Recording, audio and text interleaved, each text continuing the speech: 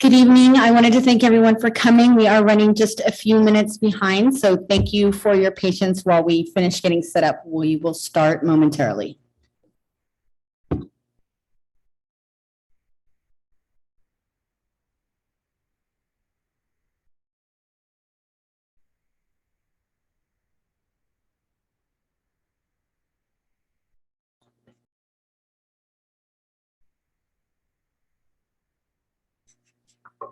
I got Andrea.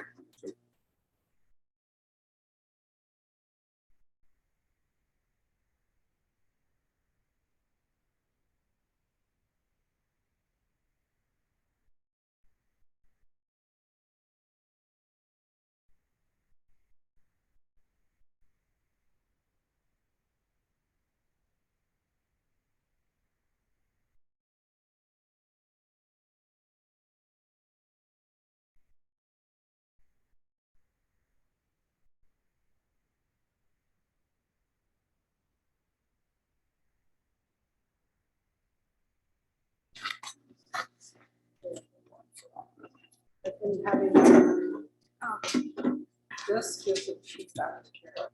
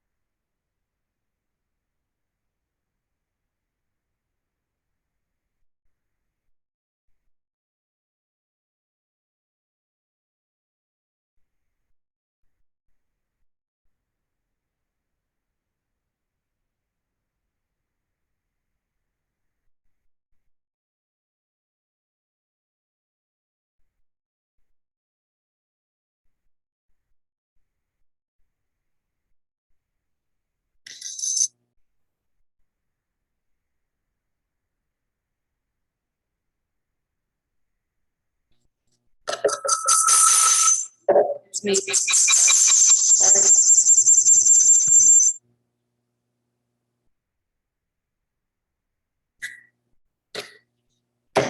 Good evening and welcome. Is it still me? There's a button. That's Someone, my where's your volume. audio? It just sounds like it's, No, mine's off. my audio's off now, but it just sounds like it's echoing. But anyway, good evening. I appreciate the patience of everybody as we were getting settled from a previous meeting. I'd like to call this meeting of the regular meeting of the Campbell City Council to order on Tuesday, June 6th, 2023. And I'll ask the city clerk for roll call, please. Councilmember Lopez. Here. Councilmember Scazola. Here. Councilmember Furtado. Here. Vice Mayor Landry. Present. Mayor Bybee. Present. At this time, I'd like to invite 4 of our youth commissioners to come to the podium and lead us in the Pledge of Allegiance, and I'm going to announce their names. Please excuse me if I mispronounce. We have Zara Kazarali, Palace Lamarchand, Ria Mukish, and Muden Pochio. Ready, begin. I pledge allegiance to the flag of the United States of America and to the republic for which it stands, one nation, under God, indivisible, with liberty and justice for all.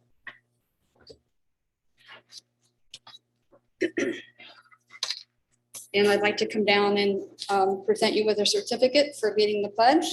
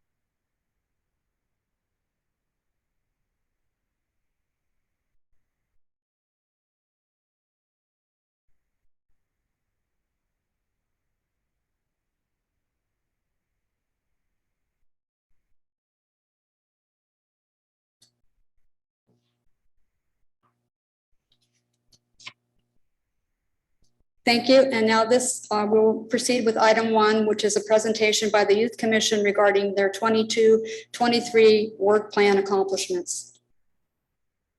And do we have a presentation?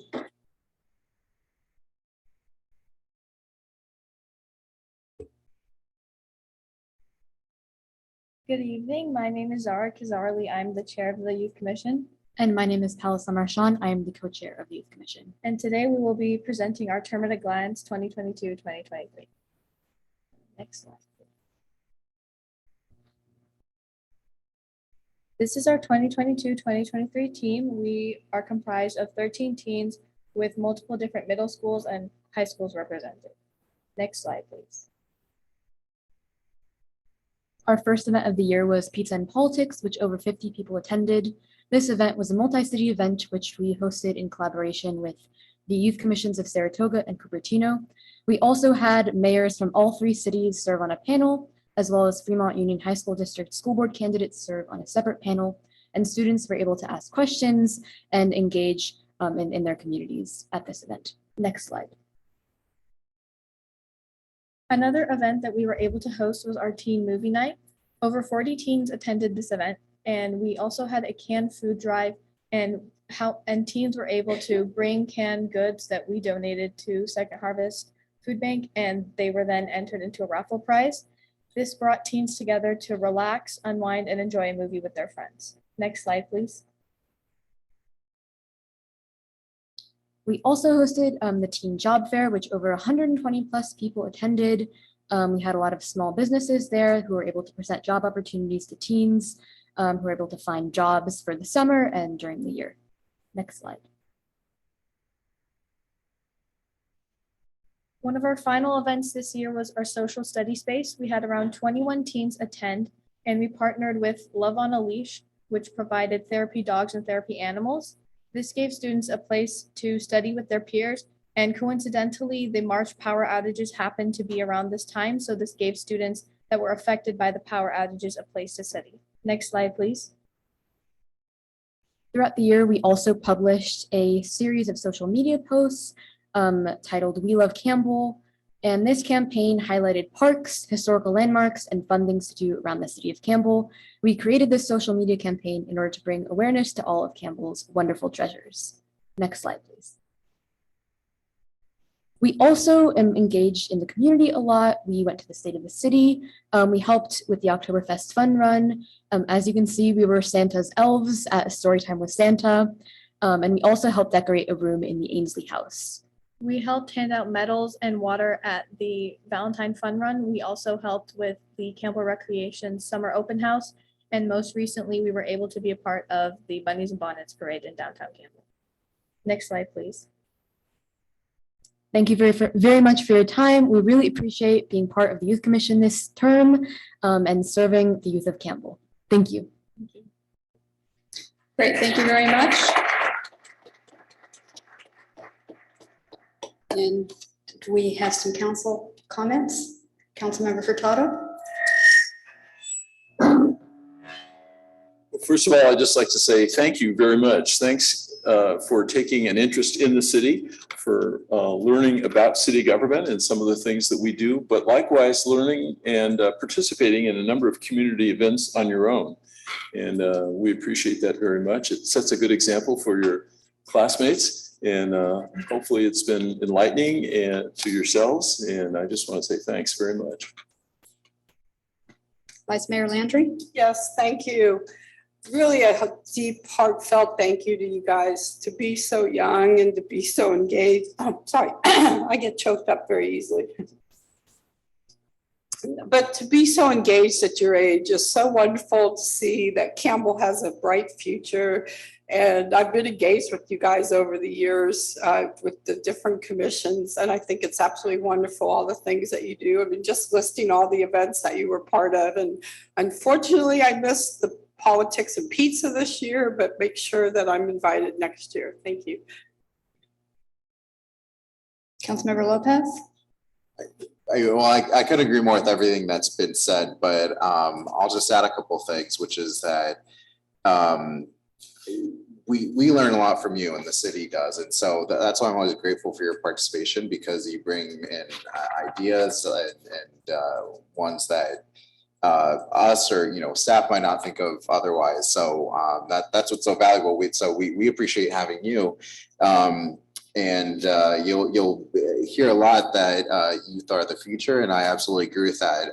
But you're also the now, and so you've shown that in getting through your involvement and engagement and making a difference here and now. But don't forget that as you may leave the youth commission, but I hope you'll stay engaged in other ways. But don't doubt your ability to have an impact now on whatever you choose to do next. Councilmember Scazzola. Yeah, I just want to echo everyone's comments, but also I'm absolutely thrilled with the Youth Commission to have public engagement this early. Most people maybe, if you're lucky, are middle-aged and they're like, you know what, maybe I should give back right now. But you guys are already engaged with the community. It's a beautiful thing. And especially in these times when, I don't know about you guys, but a lot of people have been feeling divisions, but this is where it is, where you start at your own community. What you guys are doing is so important. This is truly what I feel like is the future of our entire country, is what you guys are doing right now. So I really appreciate it. Thanks, guys. And I too want to chime in and echo the same sentiments. I also want to highlight two of the programs that you do, which is the Pizza and Politics. And I think that's really an important component of the Youth Commission activities, to engage young students and your peers to become involved in politics and become aware of it, because you are our future and our future leaders. So I would encourage that path with as many of you as you have an interest in that. And the last one, or the second one, is the teen movie night. You not only are having a fun social evening, but you're also contributing to a need in our community with the Second Harvest Food Bank and donating food to their cause. So it's really great to see that you're mindful of not only social activities, but also helping the community. So thank you, and best of luck in your future endeavors. I know a few of you will be moving on to college, so good luck in that. And I hope that some of you will be returning to the Youth Commission as well as a recruit for the next year. So thank you very much.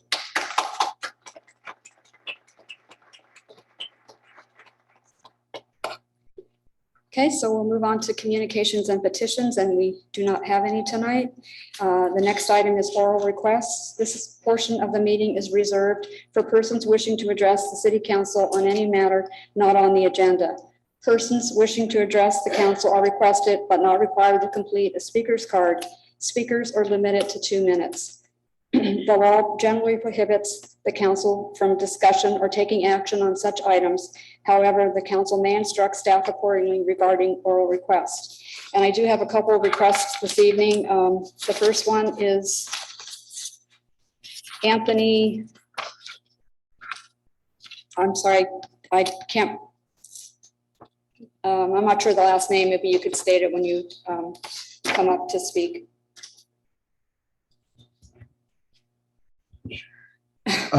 Hello? Yeah. The mic's fine there? Yes, we can hear Okay, you. thank you. My name's Anthony Quijada. I live at 1510 South Bascom Avenue.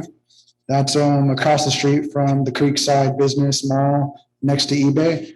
What brought me here today is my address falls under the Campbell 95008 zip code. But I see from the maps and the district maps that for whatever reason, my zip code my address isn't recognized as a part of Campbell. So I was hoping to get some type of instruction or guidance on how I could go about getting my apartment complex, which is, I forgot to state, my apartment complex is, it has 164 residential units. So it is a big complex with a lot of people that live there. It's next to the Los Gatos Creek Trail. So I was hoping to get some kind of instructions or guidance on how to get recognized by the city of Campbell as being a part of Campbell as a 95008 zip code, which would I believe fall in line with District 2.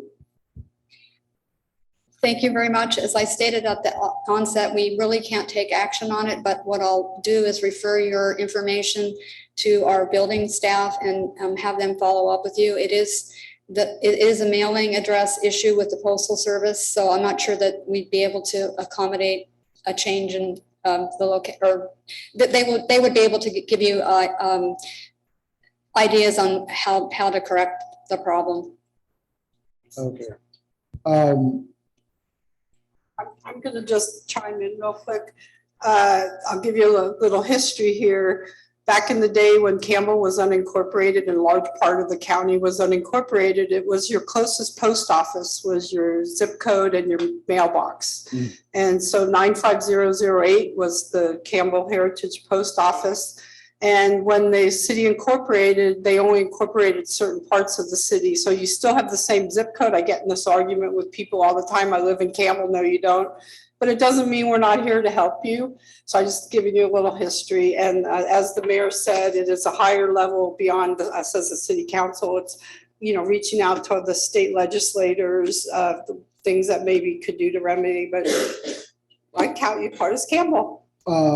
So we will have a member of staff contact you tomorrow and or in the next day or two and discuss it with you so that you understand what the boundaries are. Yeah. And what our limitations are.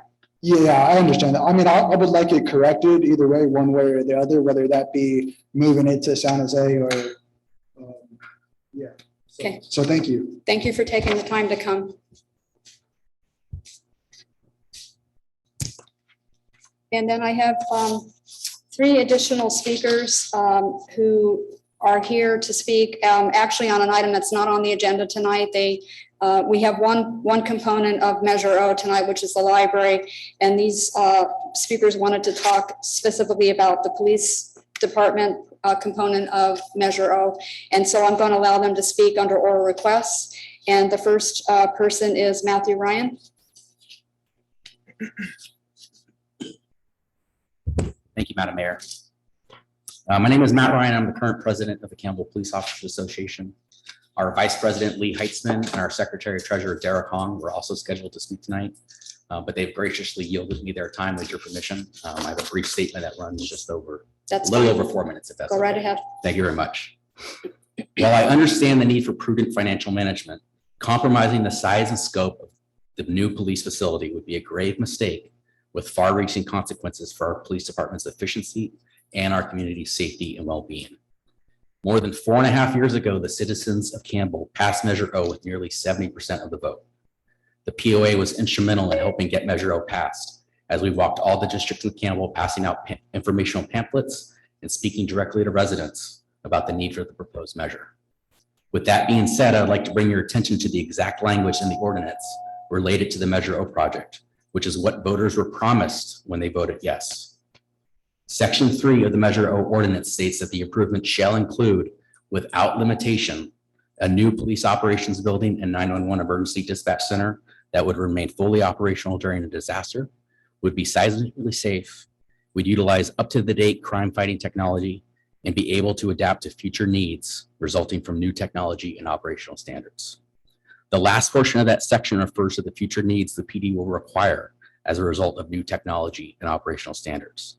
Staff recently began converting storage rooms listed in the proposed plans to offices and other programs in order to accommodate the PD's current technological needs and standards. As disheartening as it may be to hear, this essentially means that the PD as it currently exists has already outgrown a building that we haven't even broken ground on. Staff worked tirelessly to visit other police facilities and speak with other project leads to gather information as they worked with architects to fulfill the requirements of the project as was stated in the ordinance and what was promised to the community. It became apparent almost immediately that when the council opted to split the project funds 50-50, this would not be possible. In fact, a POA member spoke before council in 2019 to this issue before the decision was made and warned that this would be the likely outcome of splitting the money evenly between the two projects. As a result, the only alternative is to build a smaller facility that would be unable to house all of the PD's needs in one location, forcing the city to renovate the existing police facility to save on cost. Even with these concessions, staff was forced to cut square footage to the new building based on the allocated budget. Staff initially started presenting conceptual designs for the new facility to council in February of 2021. The project was originally projected to be completed as early as 2024. We are now in June of 2023, and we haven't even gone out to bid. Current optimistic projections put the project's estimated completion at the end of 2025 or early 2026, almost 2 years behind schedule. As it stands, the new facility is already estimated to be over budget, some of which is due to escalation costs as a result of these numerous delays. And while the project is over budget, there are funds available to this council that they could allocate to the project when it goes out to bid. The library came in under budget by $1.7 million. There are still $1.3 million in unallocated Measure O funds and over $3.6 million in unallocated ARPA funds. In sum, there are over $6 million in funds that are available to ensure that this project can move forward. Reducing funding at this stage or having to go back to the drawing board and redesign the facility not only wastes the efforts already invested, but will continue to drive up costs based on escalation. We would also likely erase any value engineering savings by delaying the project, with escalation costs of over $100,000 with every month of delay. Our community deserves a well-equipped and modern facility that reflects our commitment to public safety. With the city's projected population growth, cutting the proposed size of the new facility will undoubtedly result in costly renovations or expansions down the line, wasting both time and taxpayer money. It is far more cost-effective to move forward with the project as designed, rather than retrofitting or expanding later. Investing in a functional police facility today will save the taxpayers from incurring greater expenses in the future. Nearing the 5-year mark since voters voiced their desire for a new facility, it is time to move forward, allow the project to go to bid so we can break ground, and give the voters what they asked for and what must be produced in order to comply with the bond measure. Thank you very much. Thank you, Matthew. Is there anyone else in the audience that wishes to speak on an item not on the agenda? And do we have anybody online?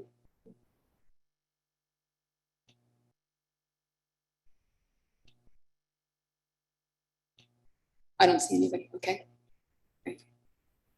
Oh, okay. Thank you. So we'll move to council announcements, and I just wanted to make an announcement at the beginning here. I'm taking the liberty to move the order of the agenda, one item on the agenda, which is item number 12, which is the introduction of our proposed fiscal year operating budget. And I'm going to move that to the end of the agenda after item 14, so that it will give our city manager an opportunity to log in or Zoom in from a remote location.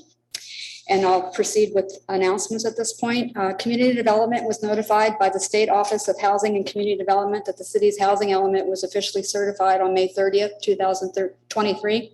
I would like to take this opportunity to thank the community development staff and consultant team for their hard work and dedication in updating the general plan and housing element, which is updated every 8 years to provide a framework of policies, programs, and actions of support needed for affordable housing for all income levels. This process was a great team effort that included city staff, consultants, stakeholders, developers, and the community. And it was really nice to have it come to fruition. So thank you, Rob.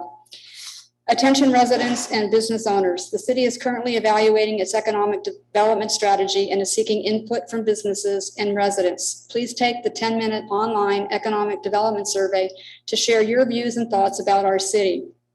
Your input will provide guidance in making the best decisions to sustain a high quality of life in Campbell. Please help us shape our city's future by participating before June 9th. Visit campbellca.gov to participate. The Campbell Police Department will be taking part in the annual Law Enforcement Torch Run on Friday, June 23rd at 10 a.m. Each year, hundreds of law enforcement personnel participate to bring awareness and raise funds for the Special Olympics. Keep a lookout on social media for more updates on how you can support this cause. The City of Campbell's Summer Concert Series is back with a modified schedule. Admission is free. Bring a lawn chair and join us for the R.J. Haas Band on Thursday, July 6th at 6:30 p.m. on the Orchard City Green. The R.J. Haas Band is a 5-piece high-energy Latin rock, classic rock, and blues rock band centrally located in the Bay Area. For more information, please visit the city's website at campbellca.gov.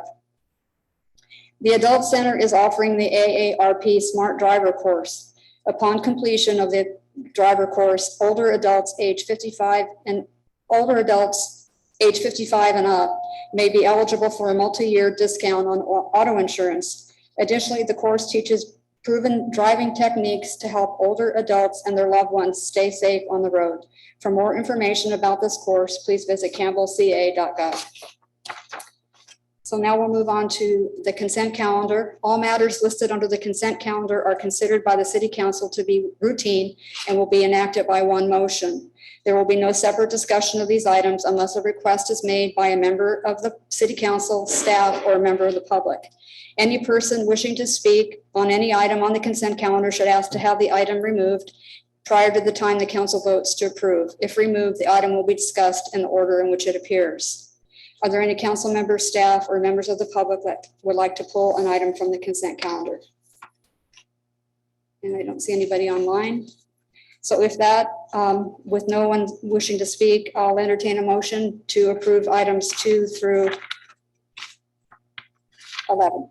So moved. Second. So I have a motion by Vice Mayor Landry and a second by Councilmember Lopez to approve the consent calendar items 2 through 11. May I have a roll call, please?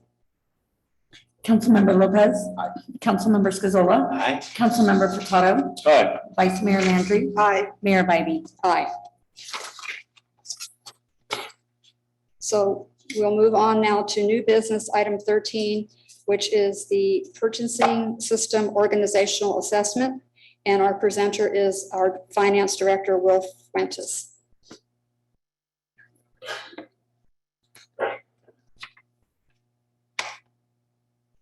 Good evening, Mayor and City Council members. Angelique Gaeta, Assistant City Manager, actually doing the presentation this evening. Will's here to support me in that presentation along with our consultant who's online to answer any questions. Next slide, please.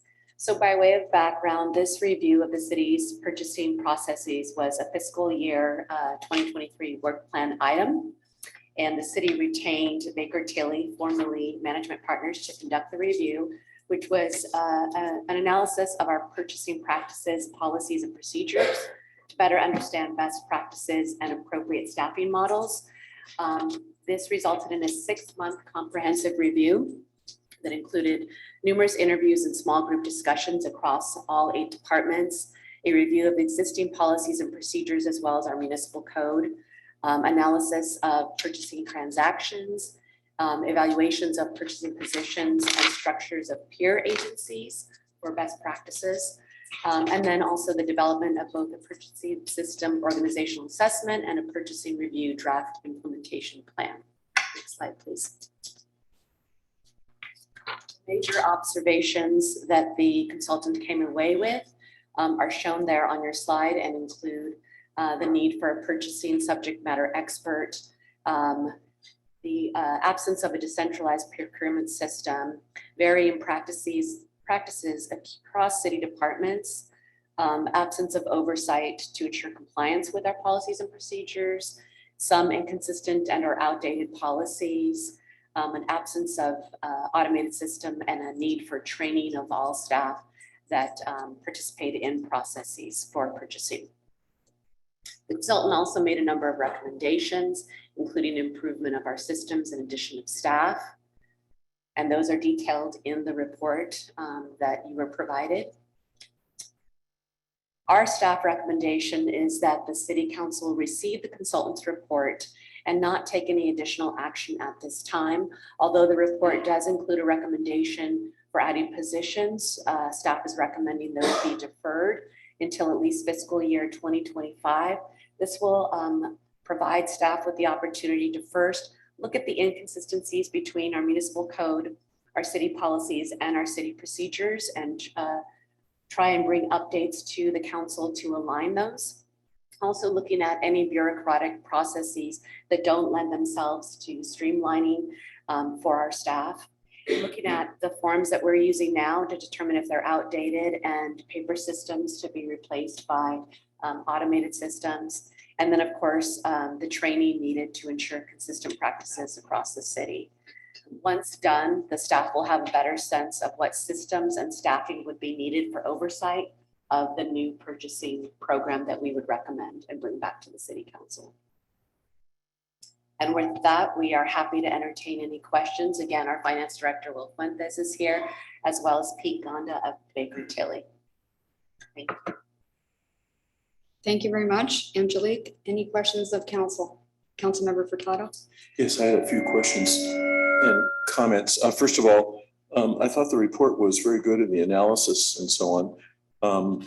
As this process, and I realized tonight we're only being asked to accept the report. So in accepting the report, we just simply acknowledge that we've received it and we'll move forward. I would simply ask that as this process evolves, we might consider having a study session so that we can sort of work through this a little further and like what the advantages and disadvantages are. And if in fact staff feels that there should be any changes within the current policy to sort of address some of these issues ourselves. And if a new purchasing agent and then subsequently a buyer are part of the recommendation, how you envision that position differing from the way we do things now. Will it make it more efficient? Will we presumably save some money and so on? And I'm just hoping that as we take the time to look at this, that we have some discussion with the council, like study session or so, to kind of allow this to evolve. So just my comment and hope you find it useful. Thank you. Vice Mayor Landry?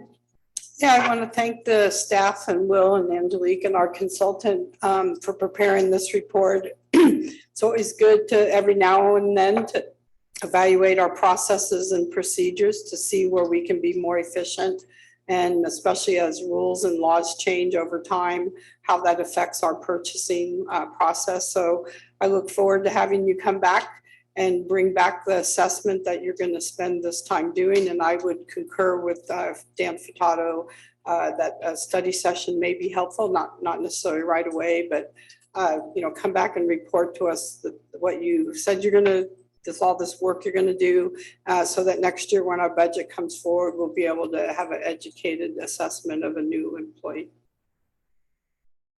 Any questions of council?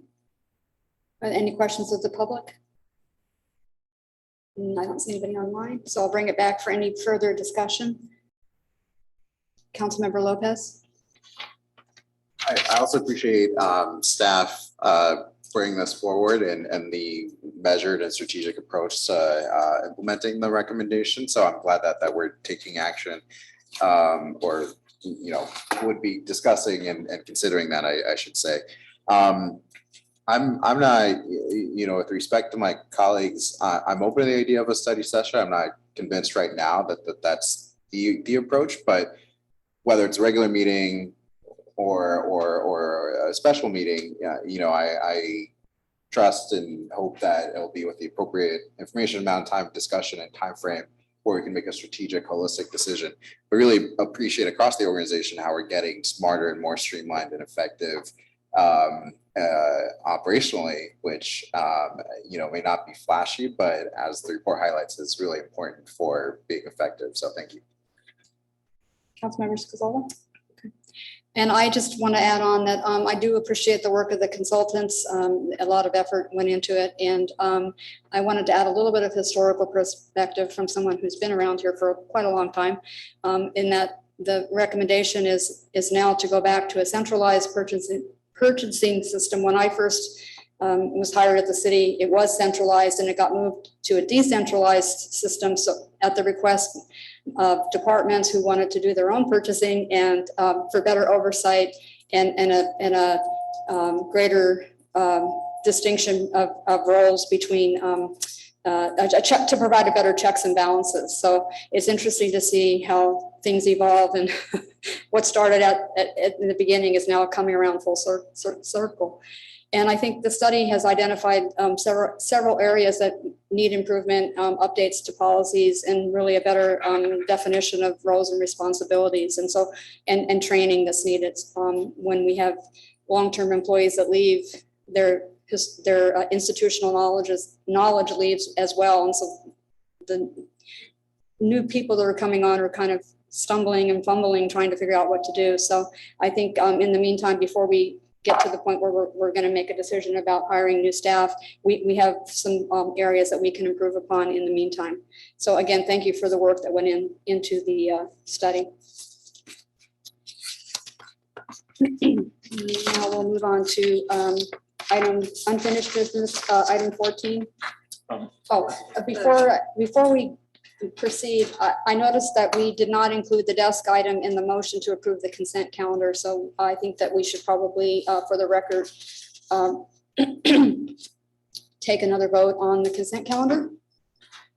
Yeah, I'll make a new motion that we approve the consent calendar items 2 through 12.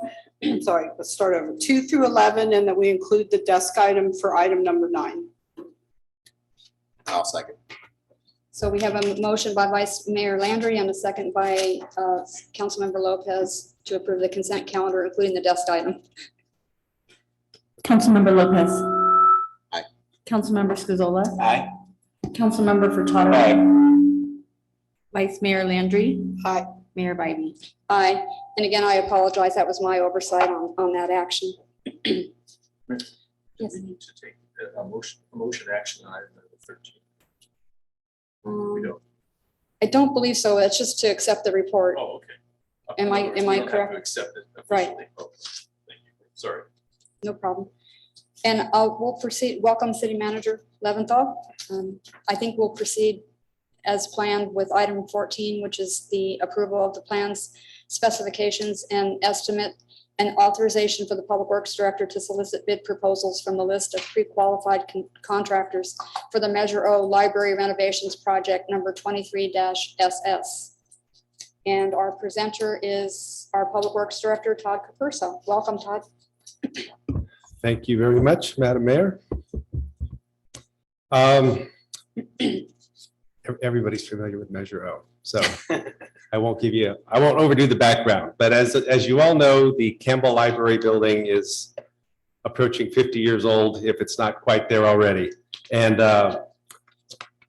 Measure O was passed in November of 2018 to improve the library and to construct a new police building. And tonight we're here to focus on the library plans and specs. So shortly after the measure passed, staff began putting together a plan, and in early 2020 we hired architects for each of the 2 projects, and specifically for the library we contracted with Jason Architecture to begin the design work of the library, and we moved quickly into schematic design and evolved into design development shortly thereafter. In 2022, staff issued an RFQ to pre-qualify contractors to bid on the eventual construction of the project, and we currently have a list of 4 contractors that were pre-qualified, as is detailed in the staff report. While the design was progressing, staff did pursue other funding opportunities as well for the project. Very early on in the project, we accepted a donation of $510,000 from the Santa Clara County Library District, much appreciated.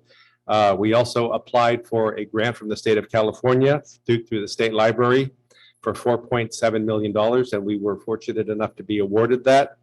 And even beyond that, we applied for a $500,000 grant from the Silicon Valley Clean Energy Program, and were awarded that grant as well. So all being said, we were able to bring over $5.7 million of external funding to the project as well, which is a good thing.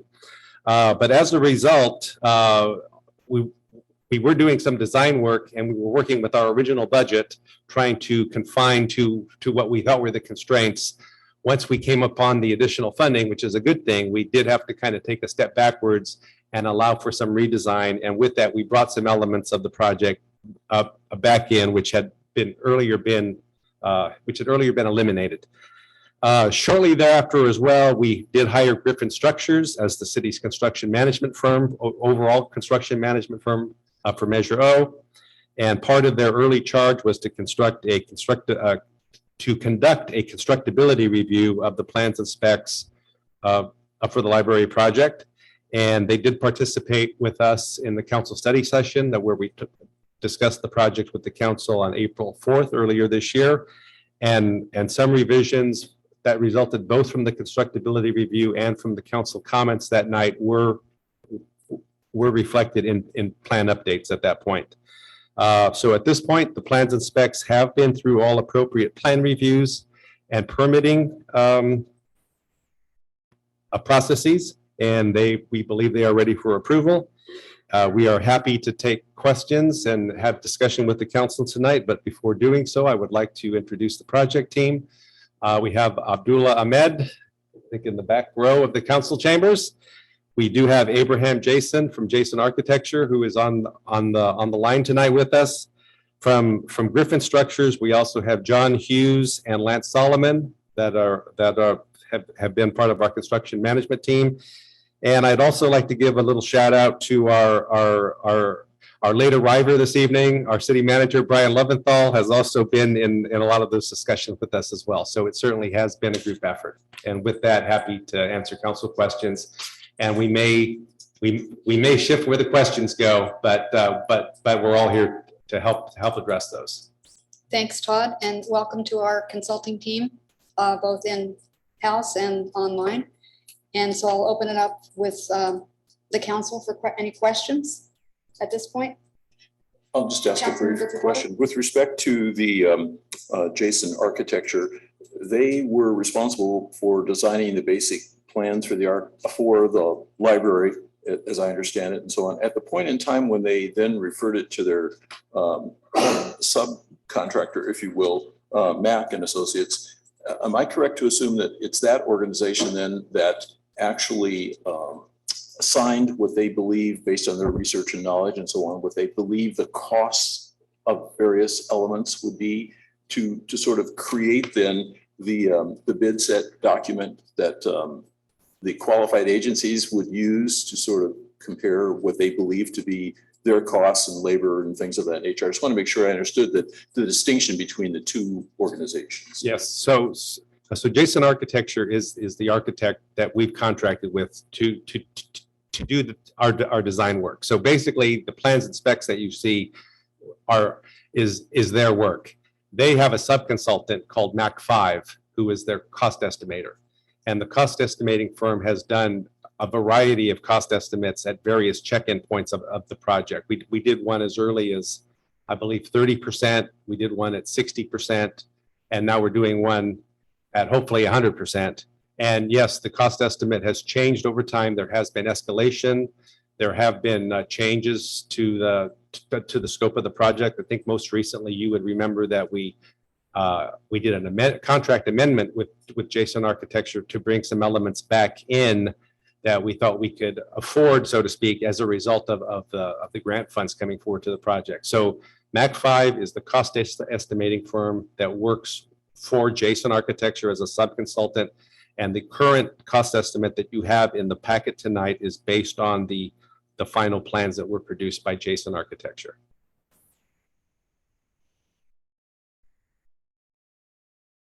Any other questions? Vice Mayor Landry? Yeah, return back biofeedback here, whatever it's called. Hi, Todd. Hello. So at our last meeting, when we were talking about getting the extra money, I brought up the trees, my favorite topic. And you had mentioned that the potential for the redwood tree to be removed. Correct. And I looked at the drawing and the tree is being removed. And I would just like to be on record of why I know the reason, but I want you to basically say why we have to take out the redwood tree. Well, where do I start? I think the most pressing reason has to do with the waterproofing work that will have to happen at the lower level of the library building. And there's a proximity of that tree and its root structure that would, I think waterproofing it is possible, but it would compromise the structure of the tree because we would have to cut the roots away from the building a certain distance to allow access for that waterproofing process to take place. And so doing so with the height of the tree, it would be more at risk to fall. And we've had plenty of other trees fall down lately that didn't have the root structures compromised. And so it would most likely either fall on the building or into Civic Center Drive, and neither one of those would really be a good result for us. And all that being said, the tree itself doesn't have a great structure. I think many of us recognize that. It looks as though it's been topped a time or two over the years. That alone is not a reason to remove a tree because it's been there for a while and it's become a bit of a landmark. But it's the structure of the tree that really compromises it. And you probably saw in the plans as well that we are recommending, or we're planning a replacement tree of a similar type, not the same species, in the same corner of the building, so to speak. So hopefully that building will kind of take its place of prominence there as well. And I'll ask Abe if he wants to add anything, because I'm probably getting way out of my element talking about waterproofing of the lower level. So Abe, feel free. Yeah, thank you, Todd. And thank you, council members, mayor, vice mayor. We appreciate your dedication to this project over the years. I want to say my apologies. My video is frozen on my end, so I can hear everyone, but I can't see anyone. So apologies for that. But Todd is correct in his description of our decision. We definitely entered into this design process with the intent to approach the project trying to save each of the trees on the site. And we were thoughtful in our approach with the landscape architecture team, the civil engineer, the arborist, the city. Ultimately, we came to the conclusion that this tree posed too much of a risk to save. There is a real risk to the structural integrity of the tree when you start to dig around the root structure. And given the proximity to the building, I think it's about 3 feet off, we felt the risk was simply too large to ignore. And the prudent decision was to remove this tree in this location and replace with a similar tree farther away from the building. Thank you. Thank you. Any other questions? Yeah. So I understand, and I just wanted it on record because that tree is this visual significance in the corner, and I don't want a huge protest when we start cutting the tree down. So thank you for clarifying it wasn't in the memo. But it kind of begs the question for me, part of the reasoning to do this is the impact to the root structure and the stability, not only to the building, but to the tree. But I had focused on the magnolia trees on the green. You are still cutting a lot of the roots for those. I looked at the drawings again. I was told there was going to be another arborist report. I have not seen that. And so if you're going to take one tree out because of you're impacting the roots, why are we still then impacting the roots from the other trees? Well, I think the simple answer is it's a different type of impact. We have a redwood tree with a certain root structure that's a much closer proximity to the building, which kind of makes its own argument of removal in that. The magnolia trees, as you know, and perhaps not everyone knows this out there, but they're planted on a slope, and we're not necessarily cutting the root structure 3 feet from the trees. We'll be recontouring that slope in a way that allows us to remove the retaining walls that will allow more light into the lower level. So as we discussed in April, and I think we came away from the council, from the study session, thinking that we would make every effort to save every tree possible. And it didn't take us too long to finally have to bite the bullet on the redwood, but we haven't got to that point with the magnolias yet. So the magnolias, the best I can tell you at this point is the plan is to save the magnolias, to preserve them. We think that it's possible, but there's going to be some calls made during construction. When we start working out there, that could change. Right now, the plan is to save those 4 magnolias. This is much the same approach that we took with the 2 magnolias on the south side of the building along Civic Center Drive. Those had similar issues, and when we took out the old sidewalk that had cracks and maybe some offsets, we thought that maybe we would have to take those trees out as well. But when we took that walkway out, we were able to then bring the arborist out and kind of get an independent report. And The recommendation came that if we reconstructed the sidewalk on that south side, as you are familiar with, that we could keep those trees in place and they would not have a compromised structure. I expect that we're going to do something very similar with these 4 trees on the west side of the library, that as the work begins, we may have to change that. But going into the project, the plan is to preserve those trees. Any other questions? So at this, excuse me, at this point, I'll open it up for public comment, and I see that we have several people from the library and friends of the library here who'd like to come up and speak. Now's an opportunity. No? And do we have anybody online that wishes to speak? No? So with that, I will close the public comment and we'll bring it back to the council for discussion and or a motion. Anyone would like to begin? Councilmember Lopez? I guess I wasn't sure if this would be a question or a comment, but could I just request that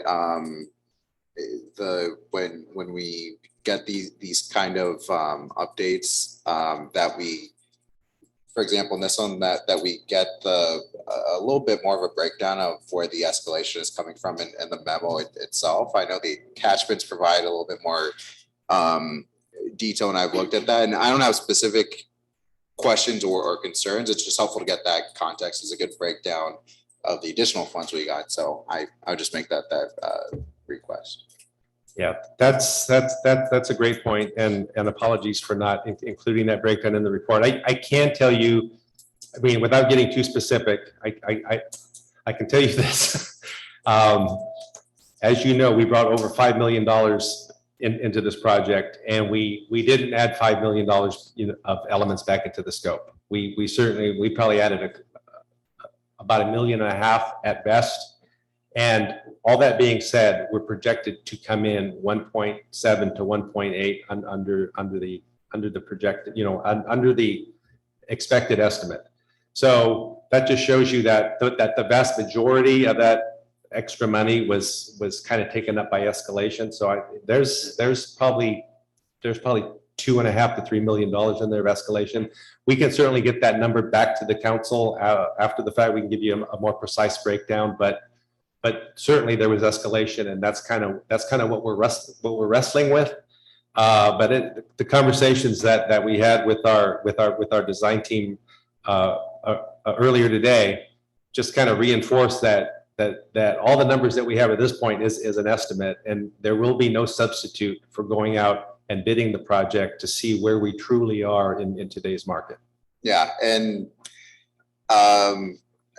I don't think I necessarily need to see that as an update. It's more just for future, as we get other projects like this one, and if there's anything else, it's helpful context that for the discussion. There's certainly no surprises there.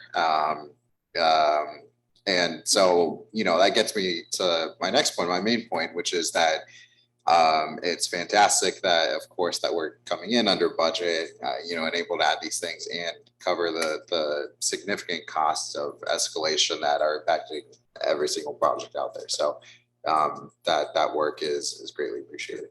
Thank you.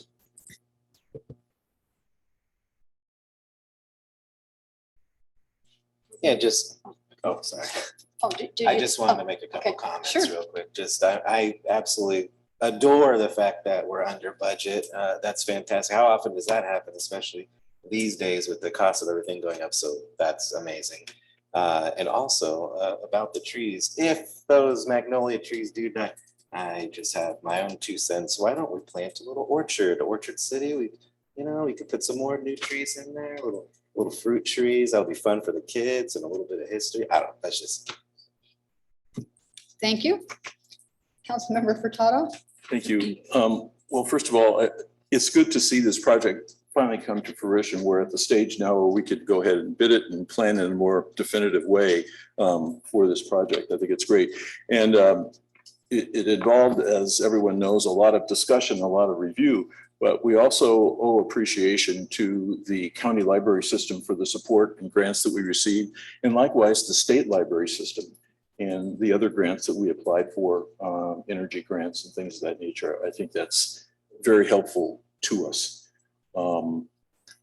I can recall myself as a young boy visiting the Campbell Library. At that time, it was located right across the street from Starbucks in what was then known as the Country Women's Club of Campbell building. And the library was on one side and the Country Women's Club had their hall and facilities on the left. And the Country Women's Club has played a significant role in the history of Campbell Library. And I believe that facility first opened in 1923. And prior to that, however, Campbell did have a library system. In fact, Campbell's history with libraries goes back to 1894, when like-minded citizens felt it was important to provide library books for the community to read. And in 1894, they did so. And in fact, there are some notes from 1907 of the Campbell Library Association referring to developing and creating additional assets for the library. The YMCA provided a certain number of books, and the Congregational Church in Campbell provided a place for them to be stored. And then in 1917, when Santa Clara County established the library system, Campbell was joined that whole system almost immediately. So we have a long history of association with the county library system. And likewise, in Jeanette Watson's book, Campbell, the Orchard City, she outlines the progress that developed and the number of librarians that we had over the years that supported and created further extensions. When we outgrew the building there in the early 60s, the library then moved to what is now Orchard Valley Coffee. And that was a much larger facility, but we knew it was a temporary facility, and it stayed there, I think, until about 1967 or so, at least. Well, no, it was later than that. The citizens of Campbell passed a bond measure at that time to allow for bonding of a new permanent library. And so the current library that's now closed, it's going to be changed, I think was occupied at about 1975. So we have a long history with supporting libraries and a number of groups associated with that as well. And I see Terry Lehan here. I think she became our Campbell librarian in 1983. And it's nice to see you again. And I see several members of the library staff here. And likewise, thank you all very much for your support. And I look forward, just as you do, to moving one day into the new renovated facility. So I think we're ready to move ahead. It's great. Thank you. Vice Mayor Landry. Yeah, I think it's great. We got all this extra money, state, county, library itself, $5.something million. It's really going to enhance the whole project. I think the building is absolutely wonderful. Abe, and congratulations to your team with Jason Architecture. The renderings are spectacular. The floor plans are absolutely wonderful. It's going to be a huge asset to our community. And thank you to staff and wherever Todd went over there and Abdullah back there. Thank you all for all the hard work. And now with Griffin's structure brought on, I think we're moving forward with a really good project. But I've expressed my concern tremendously over the last 2 years about our trees on the green.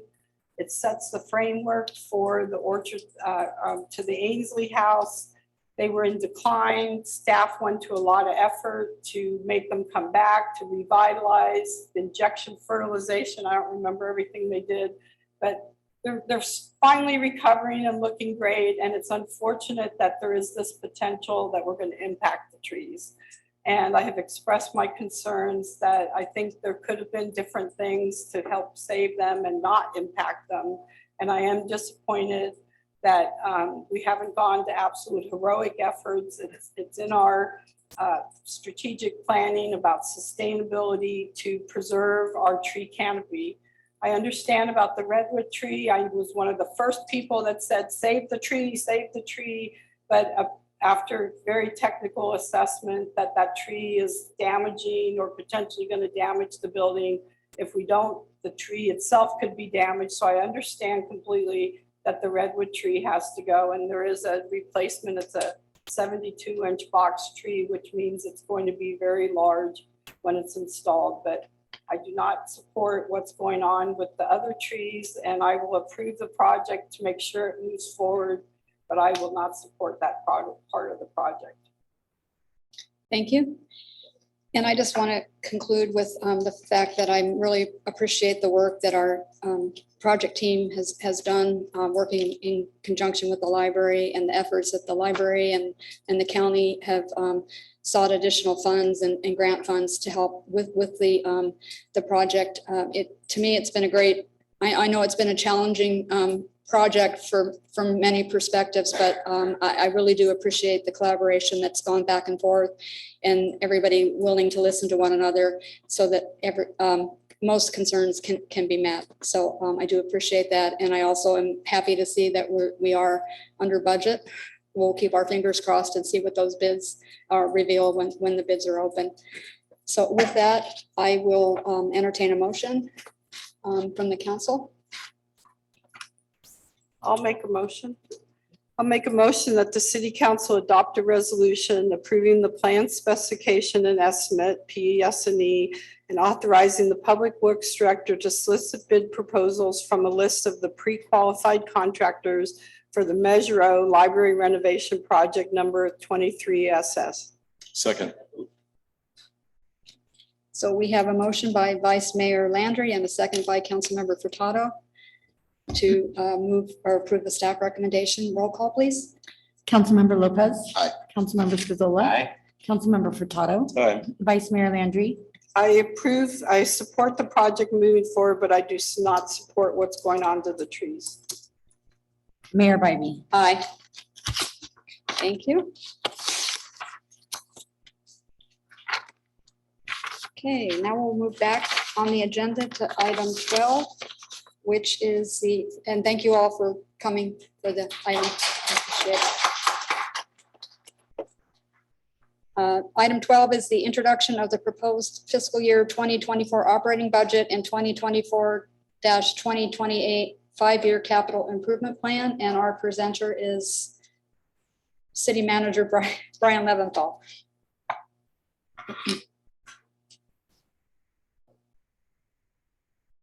There we go. Thank you. Thank you, Madam Mayor and members of the council. It's a proud moment to see Measure O Library go forward. I'm so happy inside to see that, and I look forward to the other piece of that project coming forward to you as well. Tonight, we are hoping to present to you the introduction of our operating and capital improvement budget this evening. This introduction slide gives you a little bit of the history of where we've been.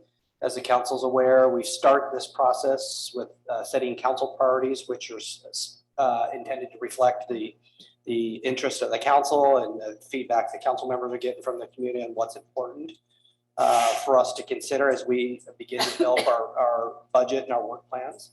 So that occurred on February 9th. And then on April 25th, we held a study session with the executive team, the senior leadership of staff, to sort of refine those thought processes, bounce ideas off council members, tell you what we think we heard, and get your response to our recommendations on the work plans, on the operating budget, and on the CIP. And then really lead forward tonight to do the introduction. And tonight we're intending to present to you the full budget, understanding there may be questions, concerns, comments of council members. And we're here to listen to you. And the intent would be we would take any revisions this evening and work them into the revised budget that we plan on bringing to the council on June 20th for adoption. So this is not set in stone. It is a point of discussion. And I wanted to just take a moment to explain this priority-based budgeting. It's really easy to say that we create these terms, we call it priority-based budgeting. What does that really mean? And what it really means is that we've worked really hard this year to try to connect everything that you see in the budget book back to those priorities that we heard from the council. We've done that somewhat with color coding. We've done that with some of the text, the descriptions in the summary of the different revenues and expenditures with a real effort to tie it back. Now, certainly we can all argue that perhaps a budget item may or may not have as close of a connection to those priorities as others. And I think as we develop this budget, there's a recognition of that with the intent of those that resonate more loudly with the priorities of the council are those that were supported and recommended more firmly by staff. And those with looser connections or those that were looking forward to future growth of the city would take a less priority. And in fact, those that were really looking to future growth for the most part in the personnel areas, we're deferring those recommendations at this point. Slide. Since we had the study session April 25th, this slide tells you all the changes that we made. Most specifically, getting input from the council on that and tweaking the budgets. First and foremost, in our revenue projections, the property tax and sales tax estimates increased projected April 25th. And then we went into great detail, and one of the discussion points this evening is going to be the usage and recommended usage of ARPA funds. We further refined that. What's being proposed tonight equals $2.7 million of that balance that we have there. And then, of course, taking council comments, refined staffing request, and we'll talk about that in a few minutes. Reducing full-time equivalents that was proposed. And also a couple of significant notes since April 25th with regard to potential grant applications. And this slide lists those, the Parks Master Plan. We were seeking grant funds. Those are not going to be approved to our understanding at this point. And also with the Climate Action Plan, we had applied for a grant, and that too does not look like we're going to get the grant funds for that. So we do want to touch base with you on those two things and get some feedback on those. If they are resonating and there are still significant priorities, we need to figure out what the revenue sources are going to be. One of the possibilities is ARPA funds. The other possibility is just using our general fund balance as well. Or even deferring that. And we'll talk a little bit about that more in detail as we get into this. And then there was talk at April 25th about this building, City Hall. And we just talked about the new library, and we're soon going to talk about a new police building. But it was loud and clear that we heard from the council interest of what about this building? What are we doing for this building? In particular, ADA improvements, this council chambers, the seating in this chambers, the access and public counter access in all of our public spaces in this building. We've created an unfunded project. We also applied for grant funds through the state for that in the amount of $1.5 million. And that's being shown in your capital improvement as an unfunded project because of the uncertainty of those funds coming in. Next slide, please. I want to give you a little bit of a financial overview, very just big picture of the city of where we are. This slide shows you kind of where we've been looking back to fiscal year 21. We are approaching, as you know, fiscal year 24 that starts July 1.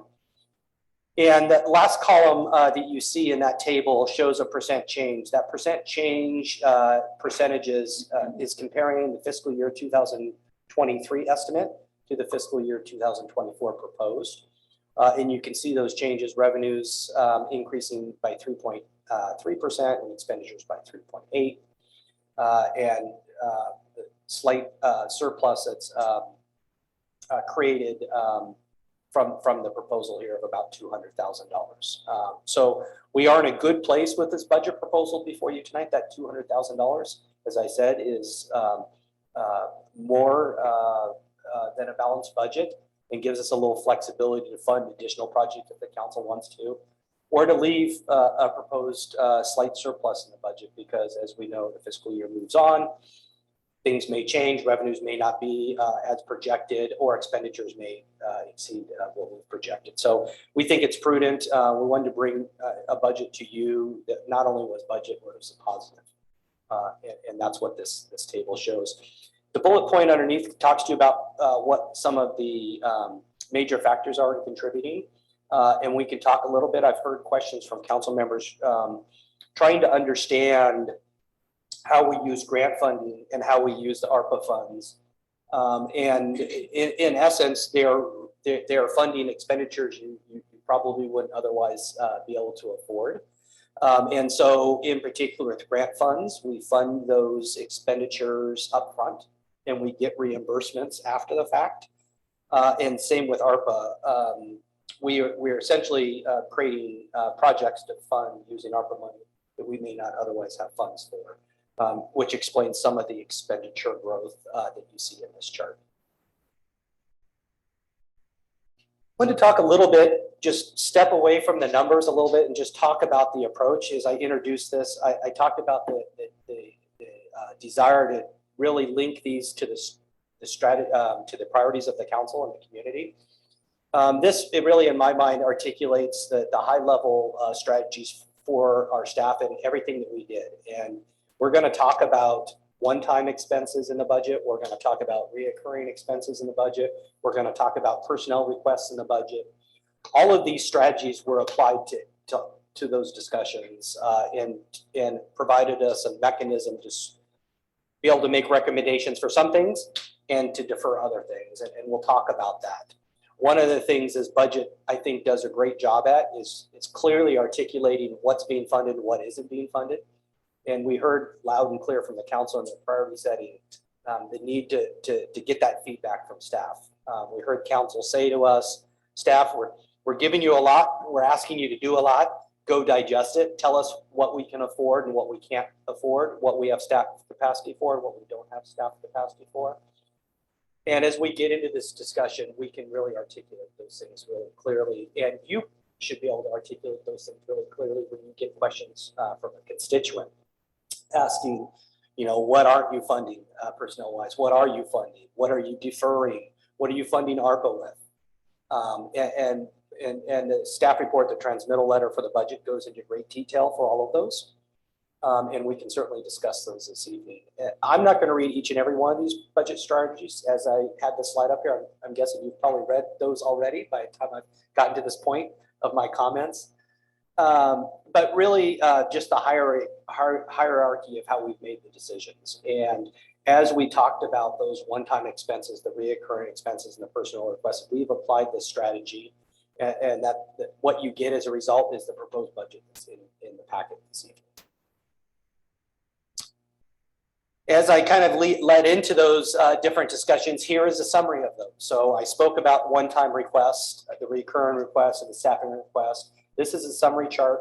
So you can see in those one-time requests, what's being funded from our general fund. That is our main fund in the city. What's being proposed to be funded by ARPA and what your total amounts are.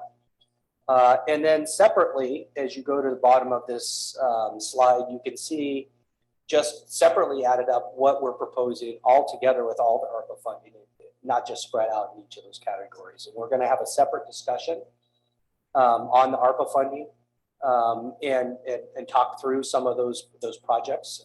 You may determine that there's other priorities for that ARPA money than what staff's proposing. This is a starting point of what we think we heard from you and what we think your priorities are. But we do want your feedback on those if we're missing the mark on those. And then in particular with the grant funds that we didn't get, we'll talk about additional revenue sources for that as well. I like this slide because it's just visually pleasing instead of a bunch of numbers to give you a visual idea of your revenues and expenditures in a pie chart format. Obviously, the bigger the piece of the pie, the bigger share of either revenue or expenditures. And without reading you each of these categories, I just wanted to highlight from the revenue side, it's obvious you could see the gray area property taxes comprise of 32% of our revenues. It's our largest revenue source. Closely followed right behind by sales tax at 25%. Other taxes is also a large piece of our pie, but those are our biggest revenue sources. And then as we move to the right pie chart there, clearly it's easy to see that salaries and benefits of our staff is our biggest expense. We are in the service business. Our staff is our number one resource that we do have. And so that's not untypical in local government service that you would see that. And then followed closely, not so closely, I'm sorry, almost 20% less is supplies and services at 35% of your expenditures. So just helpful just to see those different expenditure and revenue categories, give you a big picture of what's moving the needle with that.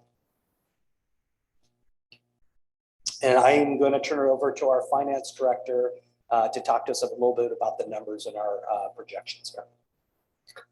All right. So when putting a budget together, we attempt to take into account to understand the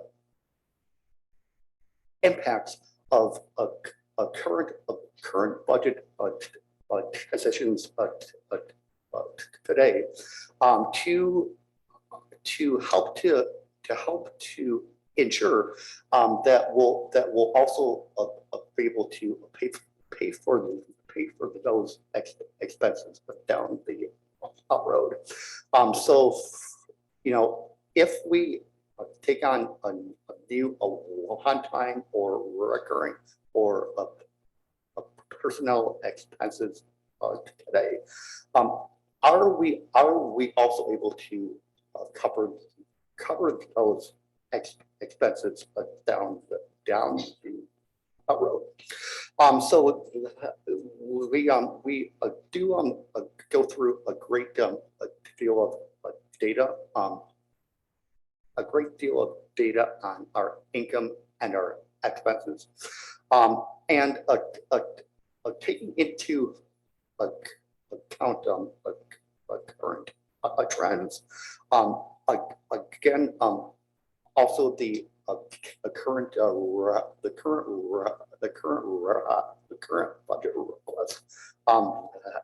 budget requests, that are before the council tonight. We do again show about a 213,000 surplus under the general fund in fiscal year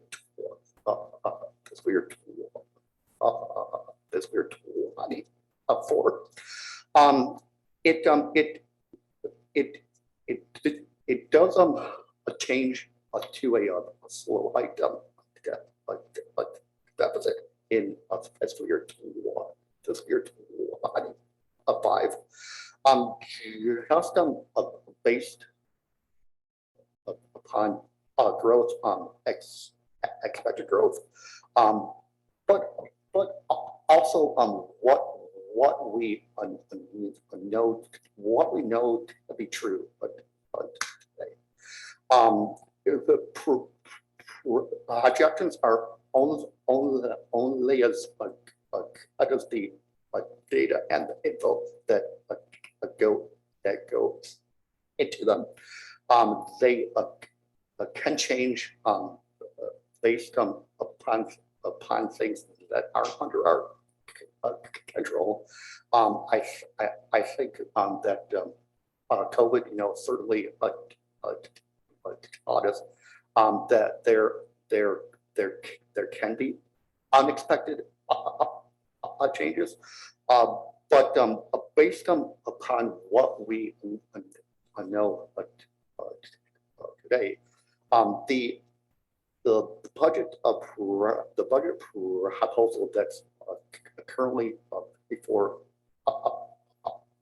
council, we are able to sustain the expenses into the future. Again, taking into account that there could be a slight deficit in fiscal year 25, but again, there are things that can change, and we appear to be in a shape over the entire term of these over the entire term of these projections. So talking about the general fund reserve accounts, the council's the council is aware that during COVID, due to a big and a big, quick and unexpected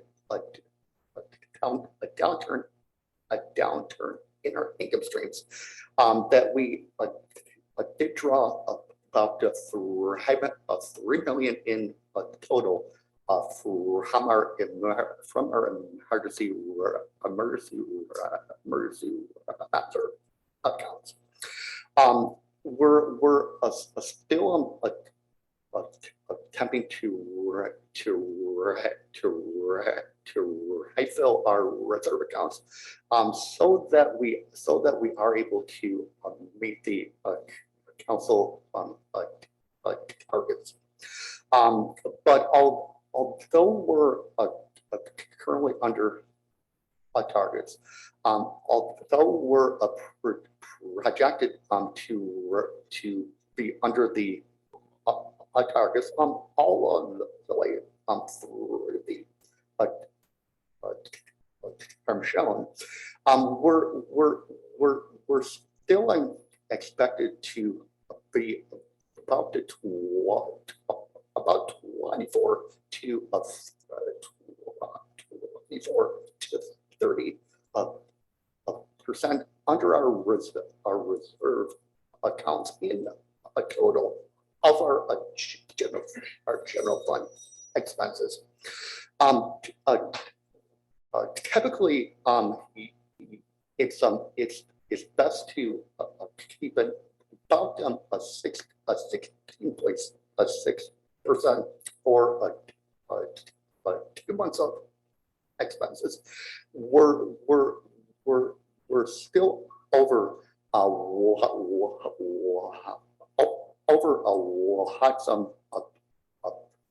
what's best practice, and so I feel comfortable with where I are. I do also continue to I do also continue to talk to the council that until we fully spend down ARPA funds, we need to be careful that it doesn't appear that we've housed our that we used our ARPA funds to build up our reserve funds. So I will continue to state that we need to be careful until we fully spend the ARPA funds down. I'll turn over to Hacker Pepperson to go.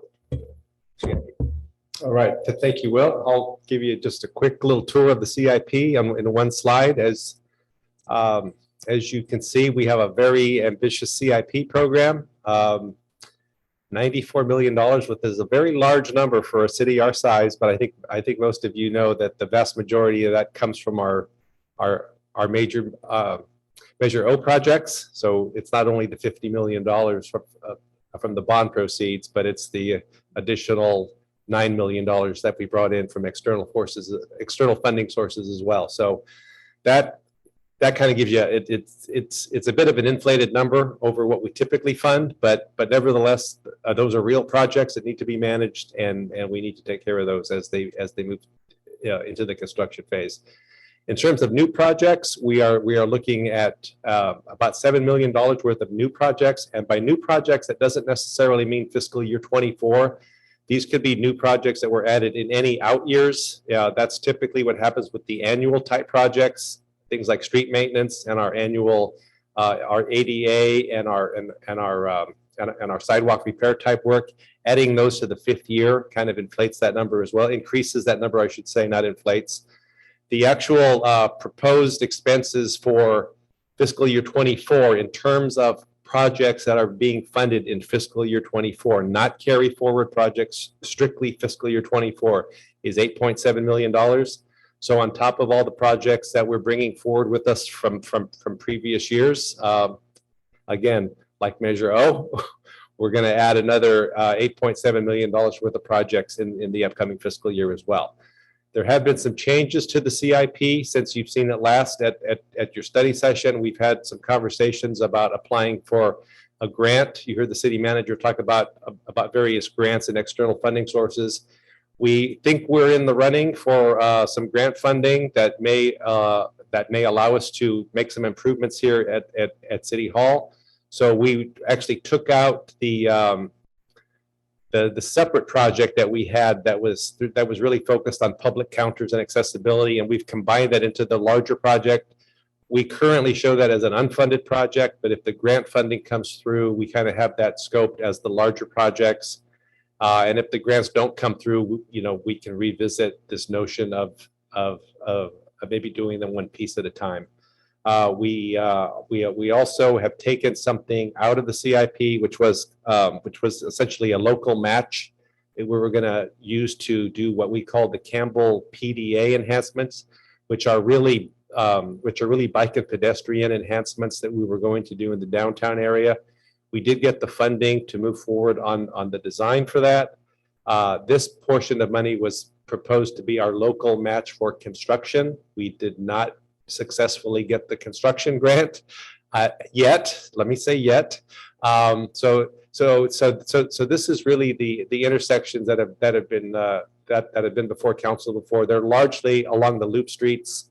This is 2nd and Civic Center, 3rd Civic Center, Central and Orchard City, as well as our very prominent intersection that has been discussed, Harrison at Civic Center. That would be part of that project as well, but we're currently showing that as unfunded. And also we did clarify what the scope and title will be of our ongoing roofing project. It is really a city facilities roofing project. We're not necessarily targeting our courtyard buildings, which perhaps have an uncertain future or perhaps not, but they're not at the front of the list anyway. So more appropriately titling that an overall facilities roof replacement plan.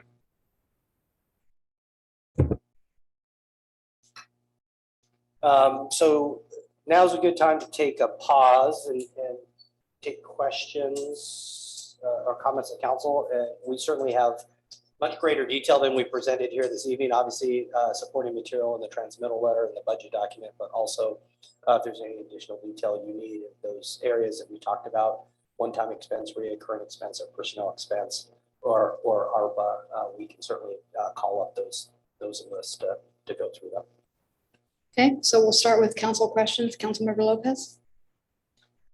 Do we have a general sense for some of the grants? I'm particularly interested in the federal potential grant with Congressman Eshoo and the state funds. And I understand it's uncertain at best if we'll get them, but do we have a general sense of when we'll know our status on those? I don't know when to definitively. I mean, obviously the state and the feds will have to make their budget approvals before we'll definitively know we've gotten them.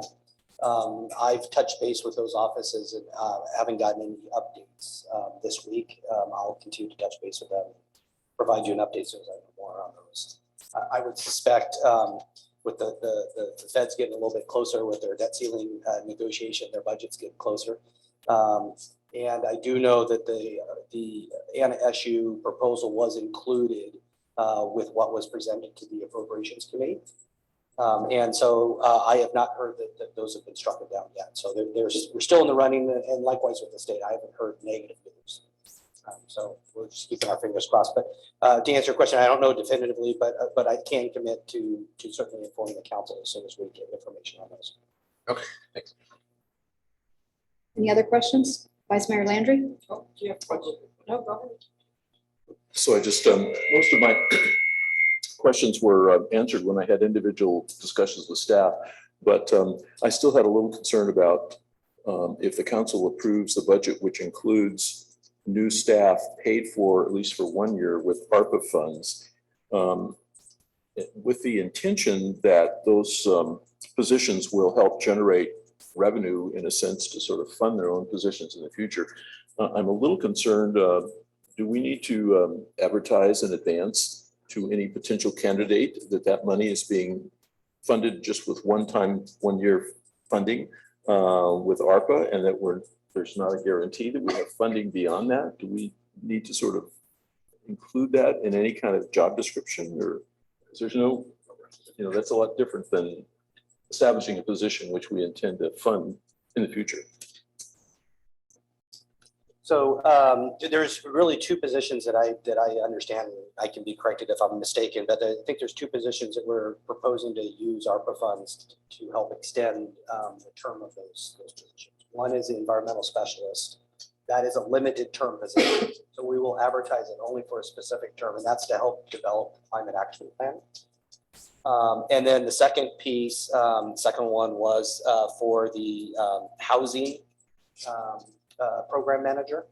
And what we know with that is that position would normally be supported not from your general fund, but from your housing fund. The concern with the housing fund as a revenue source is it's a diminishing balance right now of about 700,000 right now before the expenditures is coming up. And so with a position each year, we're going to be drawing down 200,000 or more of that position. But what we're also doing in housing, as you know, is council's already authorized us to do an RFP to get consultants to start looking at impact fees that will create some revenue sources for a housing fund. And so that's going to take some time to do the study. And it's going to take some time to get those revenue sources in place. Presuming, and we shouldn't presume that council's obligated to approve those, the council may choose not to. But if the plan goes forward, it will take some time to do the study, to implement the study, if the council approves them, then start collecting the revenue for them. The idea with the ARPA fund with that would give us a year or 2 years of preserving the housing fund balance, of which is about 700,000. We'd still fund that position for 7 years. That would be an ongoing position, that housing program manager. But the other position would be specifically advertised as a. Very good, yeah. And I realize that a housing coordinator is very important to us as we move ahead. Thank you. Vice Mayor Landry? Yeah, thank you. So under detailed one-time deferred is this digitizing paper records for $20,000. Why is that deferred? I thought we needed that.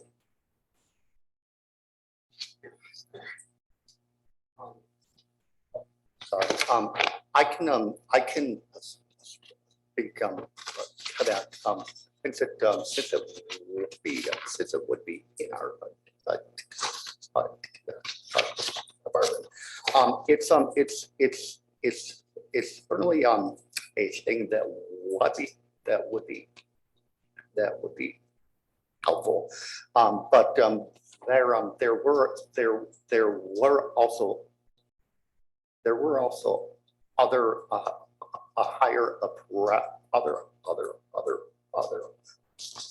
expenses that we felt were a little bit greater height. So we chose to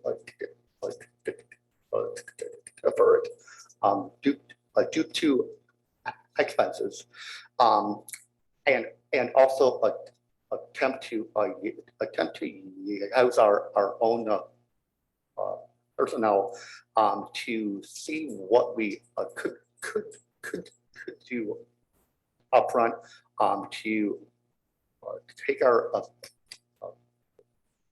paper and turn it into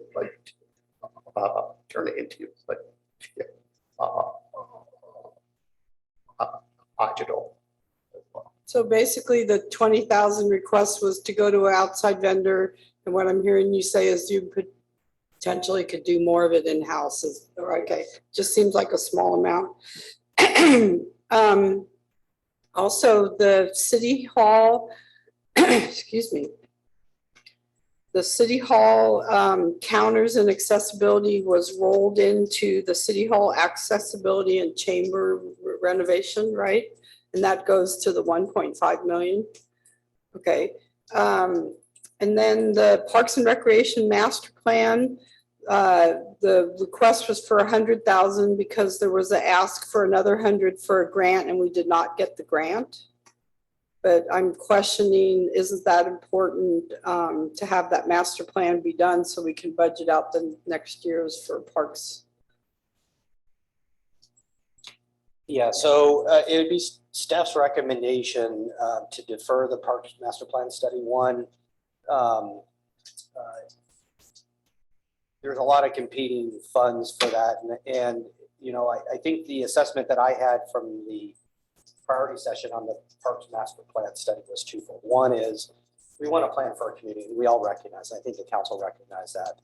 But there was also a discussion that perhaps with the way that we've counted the number of acres that we have right now, park access doesn't fully really account for what the community is using. The regional trails, the Creek Trail, the parks in San Jose, they're right on our border. And so there was an effort and I think that was the comment was, well, as we do this, we should be accounting for all that and being realistic of our needs. And so it was recognizing both. I don't know that the need to do the study is that urgent this year.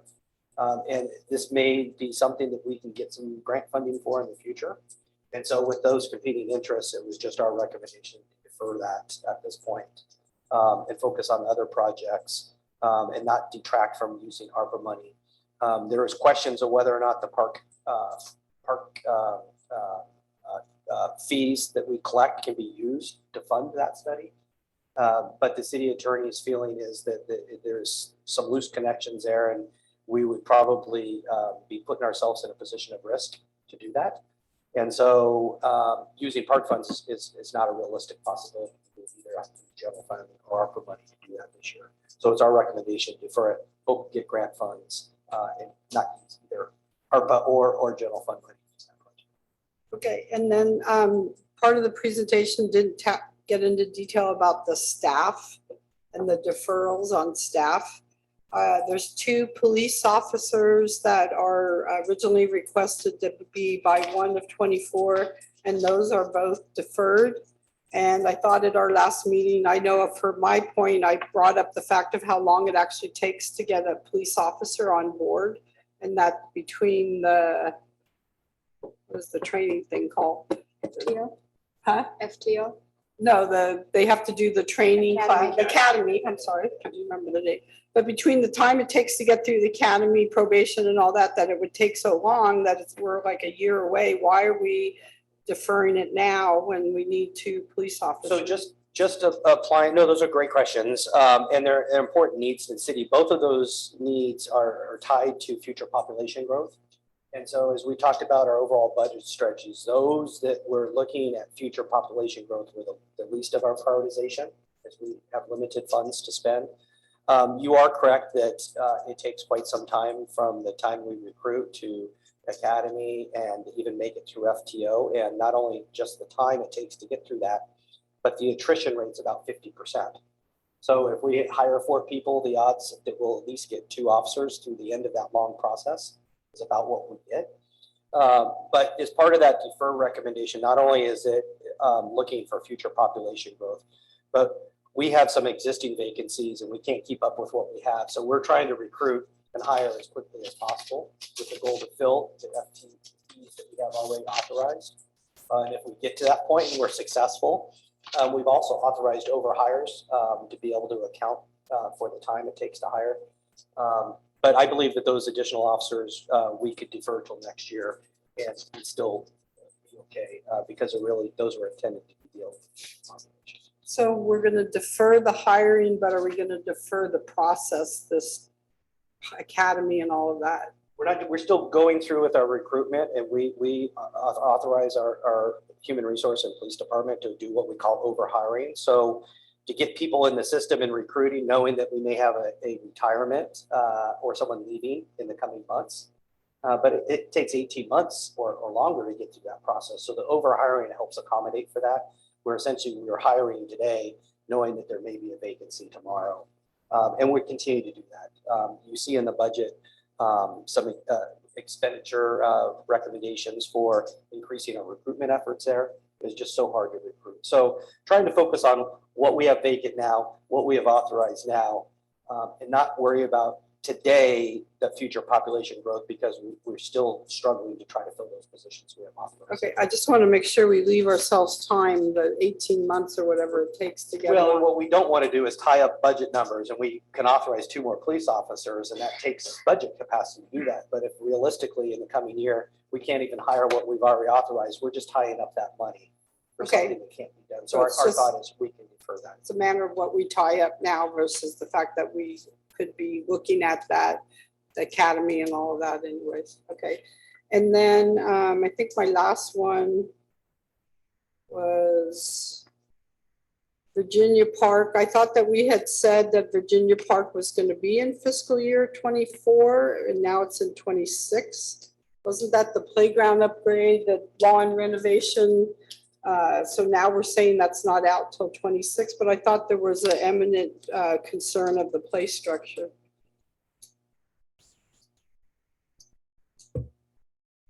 There is, or I should say there was, the old place. Let me start over. We did accelerate a Virginia Park project to the current fiscal year. And we have removed the hazardous equipment that was out there. And we are moving forward with the replacement of that equipment funded as a fiscal year 23 project. We came to council and we got a budget adjustment for that. During that discussion, there was council interest and desire to not lose sight of the fact that when we were, the original project was to kind of do an overall renovation of the park site beyond just the play lot. So we left the resources in there. That work is what you see in fiscal year 26. The playground work is moving forward right now. The lawn removal. The lawn removal will be in 26. So so the hazard is gone. Correct. We're replacing the new structure. Yes. We are not replacing the lawn, but we've set aside the 110,000 for the future, but it's for 2 years out. Correct. Okay, great, thanks. Any other questions?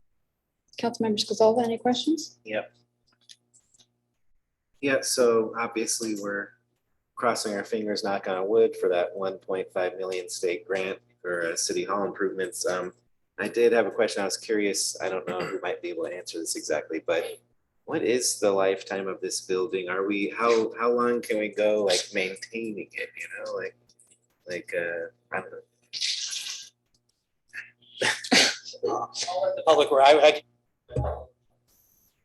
Thank you. Really big of you. Yes, I feel it. This building is 2-3 years older than the library.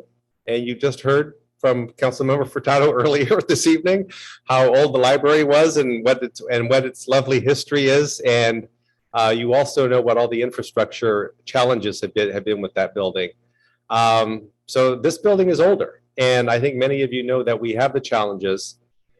So there is a point where you can continue to maintain and replace the various systems. We've talked about replacing the boiler and or the chiller in this building. And those are things that you can do to kind of help the building extend its life, but you don't get the same level of usability that you would if it were a complete renovation to that extent, right? So if you use the library as a model, and this building is slightly larger than the library, that's a $20 million project. So to do a full renovation of City Hall, it would be something like that.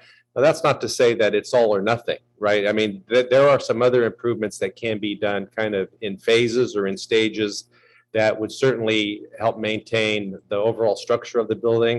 I think improving the roof is high on that list, because then it will eliminate things like wood rot and other things from being damaged. our plumbing, HVAC, electrical systems. We've been challenged with all those.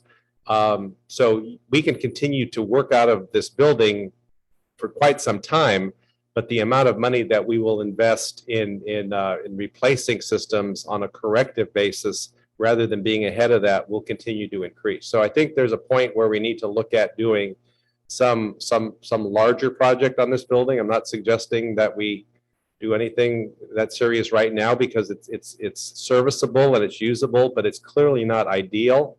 But this is a building that's going to need some attention probably in the next 5 years, perhaps a little longer, but not much. Thank you, appreciate it. Thank you. And I have a question of Will on the long-range forecast slide. Oh, were you going to bring it up or not? So the question is that you're projecting a surplus in 2024 and a deficit in 2025. My question is, so knowing that you're projecting the deficit, why aren't we today reducing expenditures so that we don't have a deficit in 2025? And I don't mean by particularly with staff positions, but line items like supplies and services.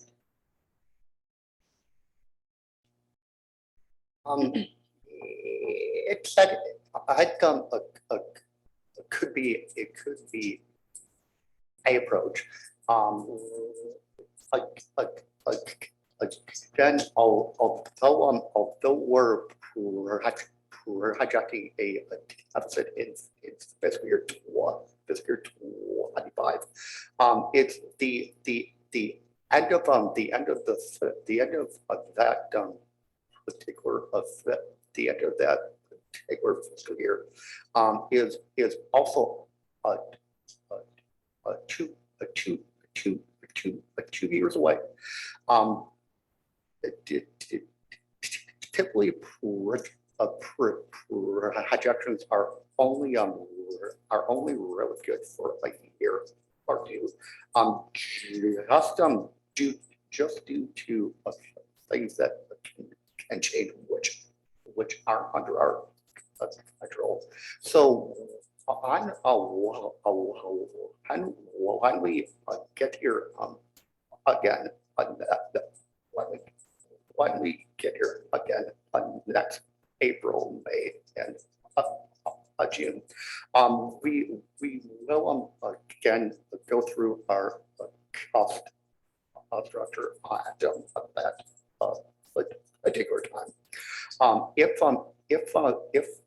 there are expenses that we don't think that we are able to pay for, either one-time expenses, expenses, but also if there are, say if there are open jobs that aren't yet under agreement, they all could be ways to address our cost structure down the road.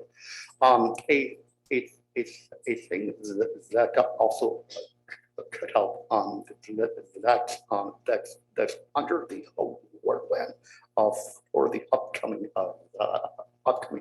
year is to also explore are there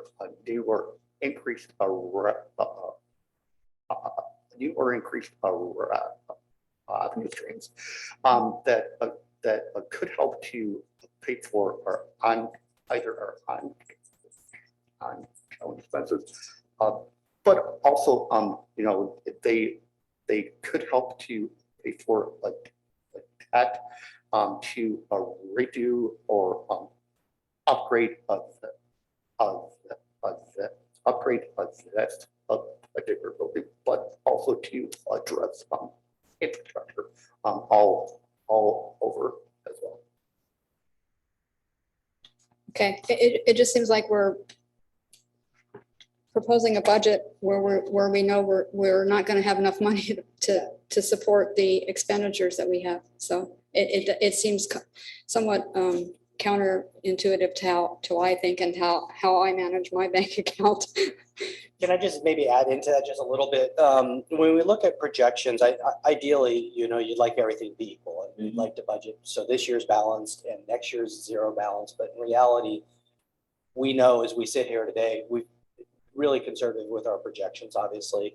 But as we sit here today, we know that some of the revenues will be higher than expenses and some will be lower. And some of the expenses will be higher than, so we know these numbers are going to change. At what levels, an acceptable level, say we're close enough to a zero balance budget. And that's not to say that a $300,000 deficit's okay. That's not. But in contrast to the scope of our entire operating budget, it's about 0.5%. And if we got anywhere close to 1%, I don't know that I'd be comfortable. But at 0.5%, I feel like that's a little bit of flexibility. Not only we have a surplus this year, but we're projecting a slight deficit. In those levels, I think when you talk about minor changes, revenues up and down, we can't hope that everything's going to come in rosier than expected. I'm not saying that, but it's a small enough amount that those changes, my feeling is at 0.5% is an acceptable level of accepting that deficit for next year. And I realize it's a small amount of money, but in the grand scheme, but it's just a question that I have. It does look odd, and if you were doing your personal budget, you probably wouldn't do it that way. So I get your question. And then the second question I had, and I posed this question to staff and did get a response on the social service subgrant funding. And the report itself doesn't really have much detail about the actual expenditures and the requests for the social service agencies that are requesting funding. And we're proposing a $10,000 increase for the next 2 years in the funding level, but with no explanation as to what's being requested and what the justification is for that. And the staff did provide me with the detail on it, and the request is more than what's being proposed as funding. But I think it would be helpful to know, or the other council members may have an interest in knowing how that process works and the number of agencies that are requesting money and what the actual requested amount is.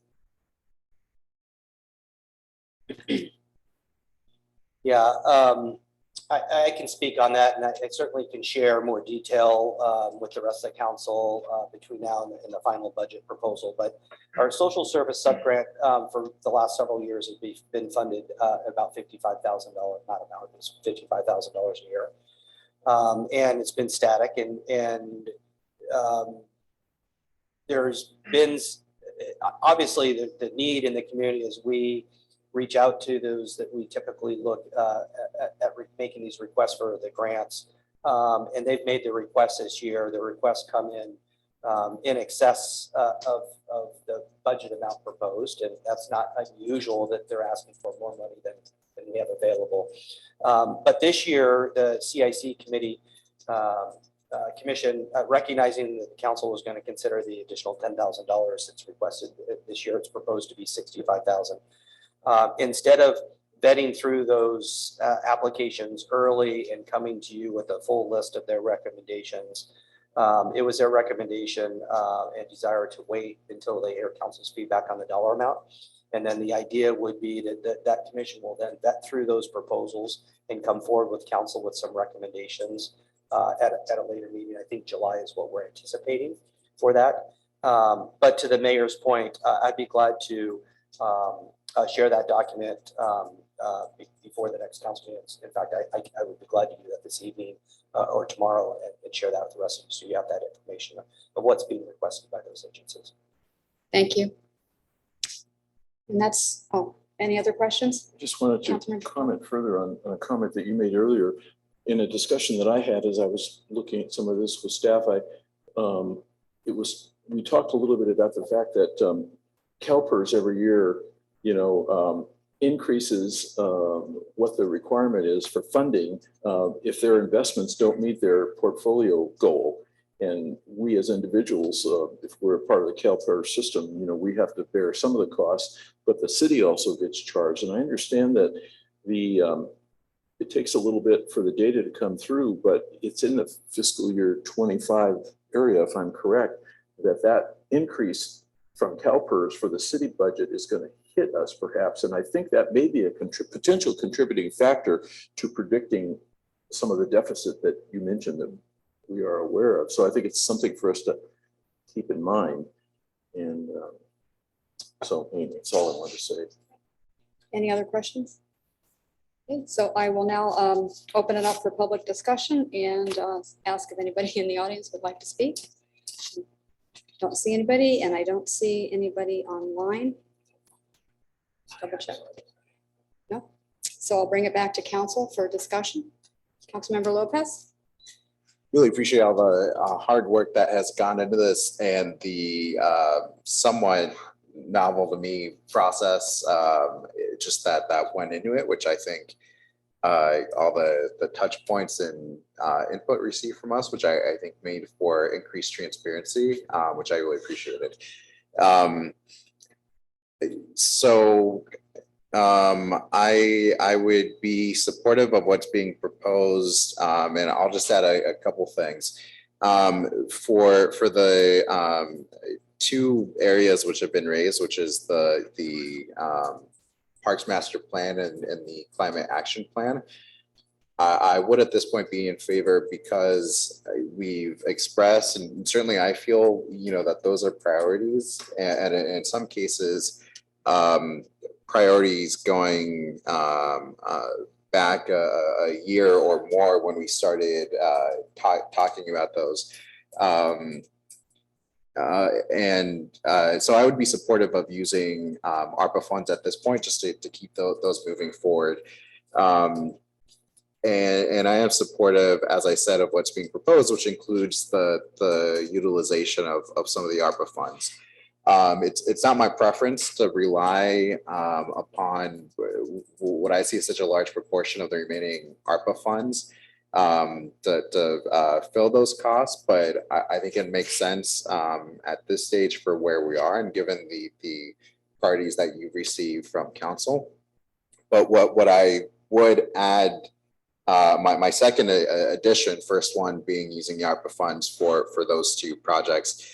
The second thing that I would add to what's being proposed here is that if we are successful, and of course we all know it's not guaranteed, but if we're successful in getting any of the grants that are being proposed, and in particular the ones that I was asking about, those two federal and state funds, which we'll know about, just knowing what about the budget process, I think in the somewhat short term, if we're successful in getting those, that the ARPA amounts would be my request that those ARPA amounts be adjusted and put back in the fund, and then that we continue the discussions we've been having about the best use of those in keeping with the priorities that we've established for the community, going back to our priorities session. I am, again, nothing's guaranteed, but I'm cautiously optimistic, especially with regards to the federal funds. And I think that the debt ceiling deal that was reached is really positive for us here because, one, they reached the deal, but, which of course helps with all of our CIP and other costs that could have had a significant impact. But the other thing is that they gave Biden 2 years in which they're not going to raise this issue again on spending. And that's good for us in the short term if we have something, request that's already in the budget. And, I'm cautiously optimistic about that. And even the state funds where I'm not necessarily hearing back that they're, taking out one of the grant scheme for them are small requests. And really focusing on other areas. So that'd just be my request, that if we're able to get, and those could be millions potentially in grants, and if that can offset some of the ARPA funds, that we get that back and then continue that discussion about how best to save them. But with those additions, I would be supportive. Thank you. Councilmember Furtado, any comments, questions? Comments? other than I supported the comments also that you made about the social service sub-grants, because I've always, as a former member of the Civic Improvement Commission, they were always an important element and a way for the community to contribute. So it's, and I assume the Civic Improvement Commission still receives those applications and reviews them, and do they come to council for? It will be presented. Okay, yeah, yeah, great, thank you. Vice Mayor Landry? Yeah, thanks. So I heard, I think everything you said, but I want to double check. You're supporting the climate action plan and the Parks and Rec master plan to be included now, correct? Using ARPA funds. Using ARPA funds. And you're the social services money. Okay, so I support the Parks and Rec master plan. I think it's important. I get it about the San Jose stuff and the Los Gatos and the Creek Trail, but I think it's important for us to do what we had originally talked about. I think the climate action plan is extremely important. We've made some statements in the past regarding our general plan update. Oh, wait for the climate action plan. We have people that come and speak about it. And I think it would be a disappointment to the community to not have that move forward in 24. I think that we should be, okay, let me step back a second. I know that this City Hall accessibility and chamber money, the 1.5, there was the potential for the grant, which is the money that you were mentioning. But I want to see it in the budget. We could, if we don't get the grant, the project should still move forward. If we get the grant, we take the ARPA money that we could use for that. I really strongly support this. We had a gentleman that showed up today in a wheelchair and he didn't have a place to sit in the chamber. He had to sit in the hallway over there. That's pretty sad. We don't have a counter in the city manager's office that's ADA compliant. Why would I want to come here if I can't even service a counter? And I just think it's very disappointing. You guys know how I feel about accessibility, and our priorities are inclusiveness, and that's a big part of it. So I want to see the chamber, City Hall account accessibility and chamber 1.5 million be used with the ARPA money for now until we figure out if we get the grant, the Parks and Rec master plan, the climate action plan, and very, very much so the City Hall counters and accessibility to be included. Councilmember One more Fruchop? comment. I just want to say, I understand all the comments amongst my fellow colleagues here, but if we're going to keep proposing more things, something has to give. We have limited funds, and I don't think the answer is always just use ARPA funds. We're going to use them all up. So I think that's why the staff maybe, for example, is proposing that we move ahead with climate and some of these other elements, maybe defer the parks master plan. It doesn't mean we don't have good parks and then we're not going to continue to refurbish them and move forward. It's just the master planning for that. Maybe we have to defer that a little bit. So I don't know. I think we have to be careful about what we're saying we want people to do. There's limited funds and we may have to hold back something in order to achieve something else. I mean, I think the climate action plan is very important and so on. So that's just a concern I have amongst us, and we can't staff can't do magic. So we have to adjust ourselves in terms of what we can afford. So. Thank you. Councilmember Scola? Yeah, so I definitely wanted to echo what council members Lopez and Landry mentioned, specifically about the climate action plan and Parks and Rec master plan. Those were definitely priorities we set, and I totally understand what you just said.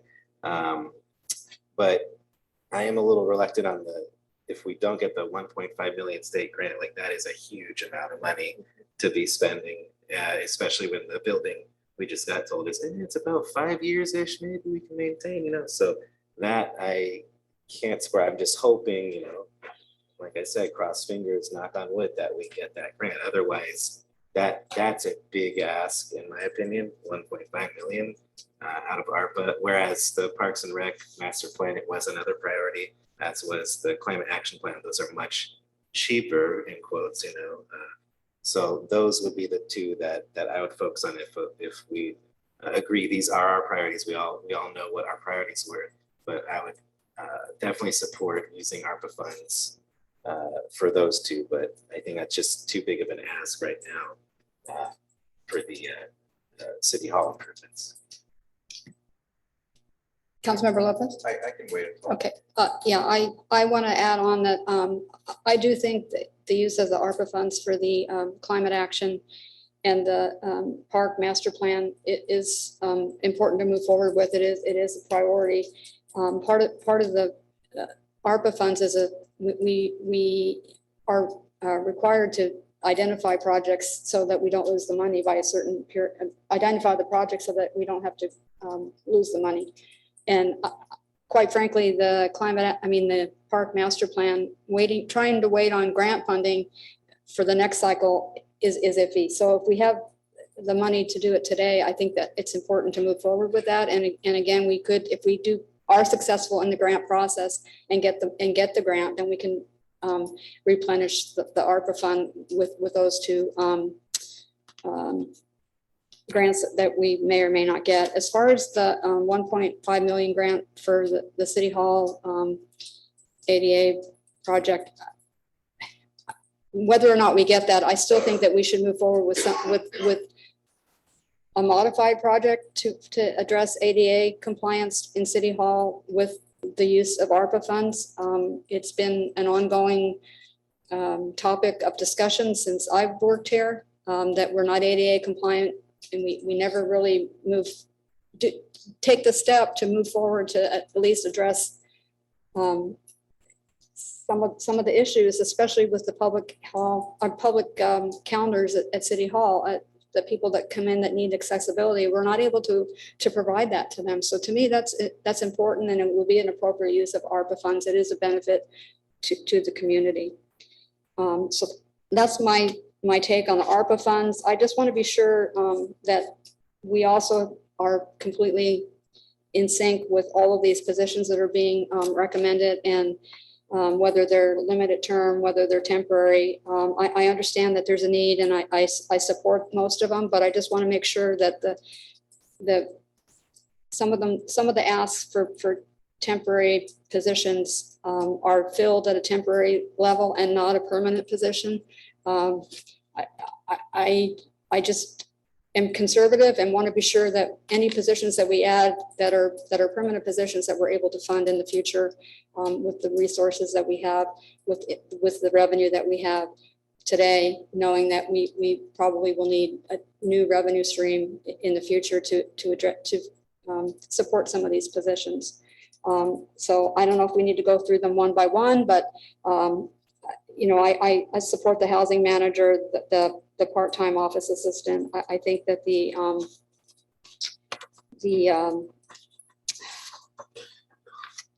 position in PD for the emergency services coordinator should be a temporary position or a contract position. I support the reclassification of the executive assistant position and the finance director, finance manager title reclass. And generally I'm supportive of the other positions as well. So I don't know if, I want to be sure that everybody's, there's a consensus of the council that we're supporting all of these positions. Councilmember Scazola. Yeah, and I just wanted to add my agreement that sounded like a really reasonable proposition that the mayor brought up in regards to maybe not doing that full 1.5 million, but like some, much smaller scale project that allows us to come into better ADA compliance. Councilmember Lopez. A few things. I really appreciate all the comments. I do support the positions as recommended, so I appreciate you highlighting that.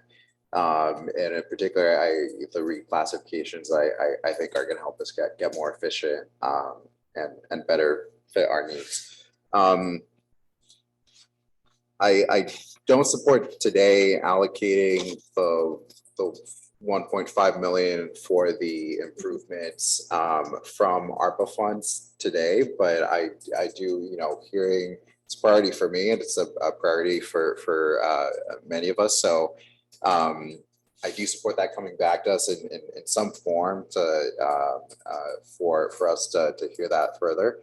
regardless of whether or not we get the grants, which, again, I'll continue to be cautiously optimistic, but I think either way, and we all know it's a liability issue, so it's not necessarily a savings to continue to not do that.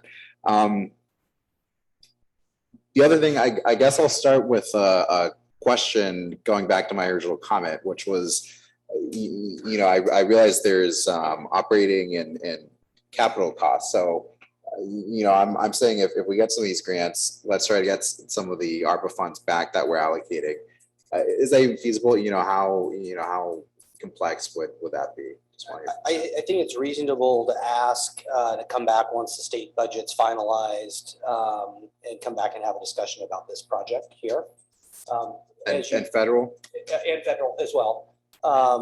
In particular with the City Hall project, you heard the Public Works Director say that we combined a lot of smaller projects, one of which was just the counters, public service counters and ADA access, was about $280 some odd thousand of the 1.5 million. A lot of that 1.5 was other things that are needed as well. So when we come back with that discussion, we can talk about whether there's smaller pieces of that project that would make more sense to go ahead and immediately fund. Maybe hold off and stage it. And there's opportunity to look at maybe greater opportunities and greater revenue sources that are out there, perhaps to fund a greater project for City Hall too. And we haven't really analyzed it. This was just a response to, I think, Senator Berman reaching out to our office and asking for suggestions for the budget. But I think we could do a little bit deeper dive there if that's the interest of the council without waiting a whole budget cycle to do so. Yeah, and just so we clear the question, my suggestion is trying to be conservative with the ARPA funds because we have flexibility there. Just overall, but but understanding that the budget and how that integrates, those pieces are complicated. And us reporting back to the council, once we know a little bit more, that will allow us to sort those numbers out a little bit. As Will and I are here doing the mental math, we're trying to calculate in our head what those numbers look like, but will allow us to work through those numbers a little bit more. Great, yeah, as long as the intent there is clear to try to be conservative with that. And I'll just say the parks plan, I heard some discussion, but really the delta there is 100,000 or 200,000. So I don't see that as a big amount to commit that from the ARPA funds. So that'll just be my comments, but I appreciate all the discussion. Thank you. Vice Mayor Landry. So we're at risk for a potential ADA claim. We had a gentleman here who couldn't even sit next to people. He had to sit in the hallway. So I'm very big on this. It goes to our inclusionary objective. Okay, if the 1.5 million is too high, like the city manager said, there were combined projects that totaled together. And putting it on the project list to me is as important as whether it goes to the grant or the ARPA fund. And I want to see it on the list that we keep it for a 2024 project and wait to hear the state, the feds, the budget, and whether we get the grant. But by keeping it on the list, it keeps it a priority. And if it needs to be broken down, back down to some of the smaller projects like the counters at 220 or 260, whatever, I'm not great with numbers, but the 200 plus number even if we just get city manager's office compliant, I think that would be wonderful. So I want to see it stay on the list, decide funding, ARPA or grants, but break down some of its smaller projects so we can at least get something done this year.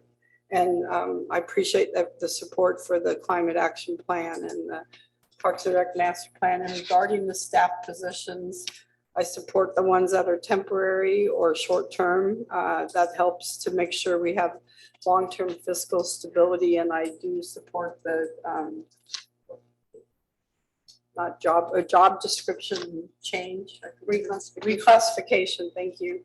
I do support that, and thank you for bringing those up. And I didn't really mention Will, but thank you for all the hard work I love a color person. I love color coding. I think it's absolutely wonderful. I may not know how to crunch the numbers, but I know how to follow colors and to say, this is our priority. Look at all these wonderful things that we're going to do. It makes it very clear to me and to the community that we're really following through on our long-term strategic plan and our priorities, and appreciate all the work that's been put into this. Every department here has contributed significantly.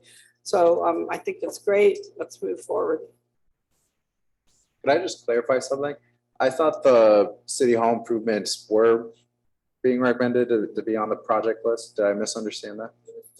No. So they're recognizing your CIP, but they're listed as the unfunded list. Right. With the possibility of that grant fund.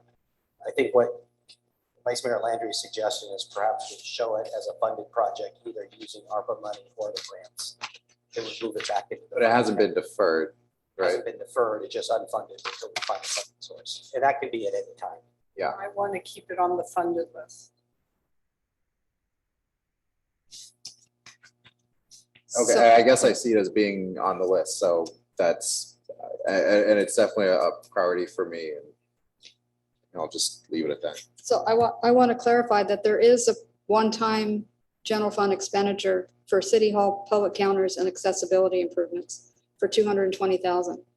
That's on this chart. That was taken out and wrapped into that $1.5 million project. Oh, What I okay, was suggesting okay. is we can pull that back out Oh, and using okay. the final budget. Okay, And just call out that number just for the Okay. counters, Okay. 220 or whatever that number Okay. is. Yeah. thank you for the clarification. Any other comments? Okay. So as far as action, I think we've given enough direction. Do we need to have a motion to? I don't see that we're adopting anything tonight, just providing direction. Providing direction. Thank you, Will. So, yes, and actually, a couple of different things. One, if you're correct, just feedback from the staff received, but also established for the adoption of the budget, CAP, as well as the candidate.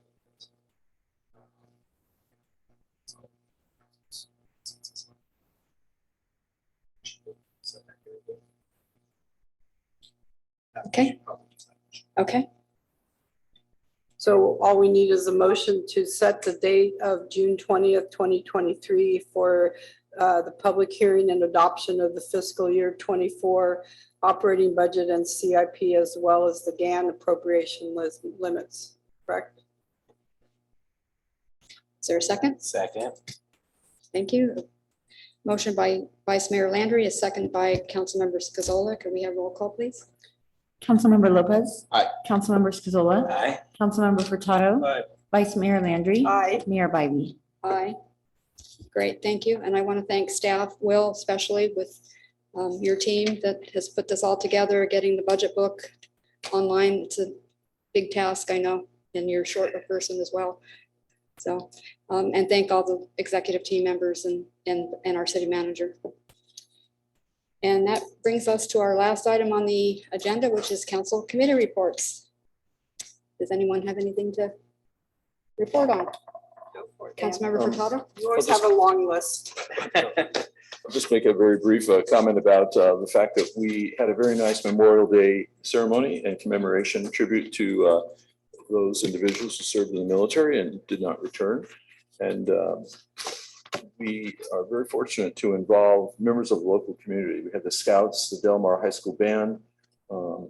We had participation by the high school junior ROTC, the American Legion, and our guest speaker was the commanding general of the 63rd Readiness Division. So we had a very nice presentation, overall, nice tribute, I think. And I want to just thank the community and thank staff for their support as well. Thank you.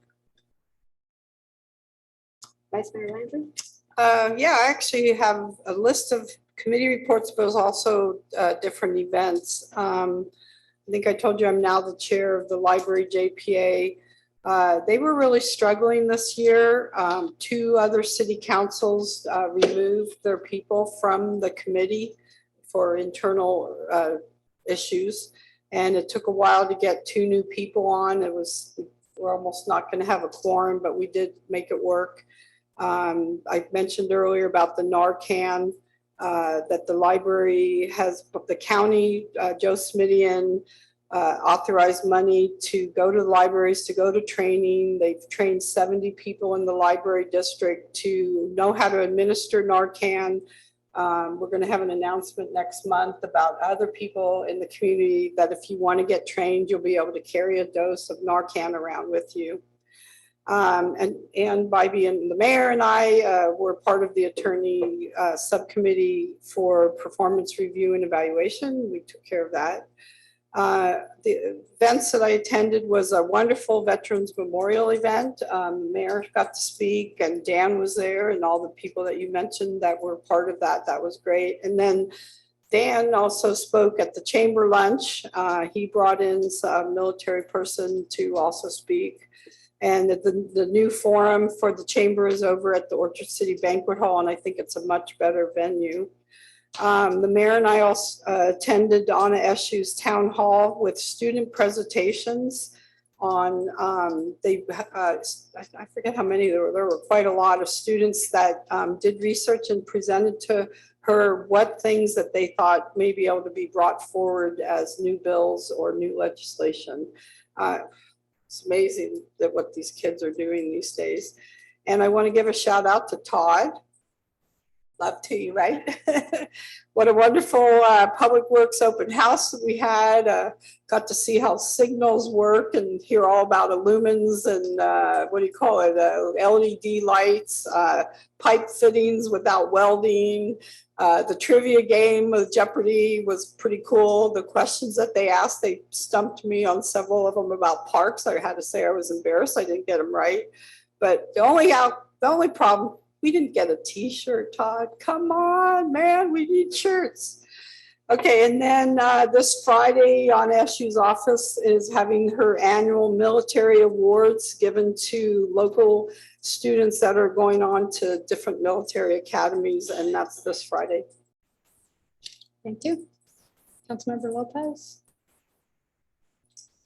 I also attended the Memorial Day event, and I want to say thank you to Councilmember Furtado and to all the members of the Veterans Foundation who organized that, and all the volunteers, the students who performed, the speakers who came out. It was really incredible and very moving event, and we're just so lucky to have that here. Also had a lot of fun at Public Works Day, and it was great to be able to celebrate and see all the enthusiasm, and not to mention get some free ice cream. Ice cream. Yeah, the truck was a big hit. Yeah. So I had a few meetings. One of them was I'm one of the alternates for the Association of Bay Area Governments, and was called to step in, and there's a lot of discussion on housing issues, BAFA, which is a housing measure that may be coming up, as well as some updates on BayREN, which has been a very successful environmental program that works with youth to get them jobs in the environmental area. That's really looked on as a model. So it's really great to really broad discussion of topics. Also had a number of Air District and VTA meetings, and I want to highlight in particular, May 26th was the 2-year anniversary of the tragic mass shooting that was at VTA 2 years ago. So I attended both a candle lighting that morning at the site of the incident, where the building where it took place has been torn down, and there's now a memorial that will have a permanently lit flame. It was actually built by workers and welders and made from recycled materials from that the VTA uses. Really incredible to witness. And then in the afternoon, as part of an event that was really more focused on the families because some of them are still understandably, not comfortable actually going to the site of where the incident took place, but still want to come together every year. And so actually the VTA workers have their headquarters here in Campbell, and I really appreciated Todd Caperso and our arborist Bob and some workers who came out to actually plant 2 ginkgo trees, which are a sign of resilience and strength, and just really beyond grateful for all of staff, Brian, who helped coordinate when they had questions about making it happen, and everybody. I know they deeply appreciated having the support of the city. Really meant a lot to the families to have them there. So really appreciate that as well. Thank you, Councilmember Scazola. Nothing to report at this time. Okay. And I too attended the Public Works open house, but had to cut my visit short because I had a conflicting meeting. So next time the Public Works Director needs to confer with my schedule. The mayor and the city manager, because we had to leave to go to a West Valley Mayors and Managers meeting. And the topic of our discussion was financing public projects. And it was in Saratoga this time. And I just wanted to remind all the council that the Cities Association is having their general membership meeting next Thursday, and their invites are out, and be sure to RSVP if you want to attend. And thank you, Dan, for your leadership with the Veterans Memorial Foundation and the ceremony. It was very nice. Thank you. And with that, I'll adjourn the meeting.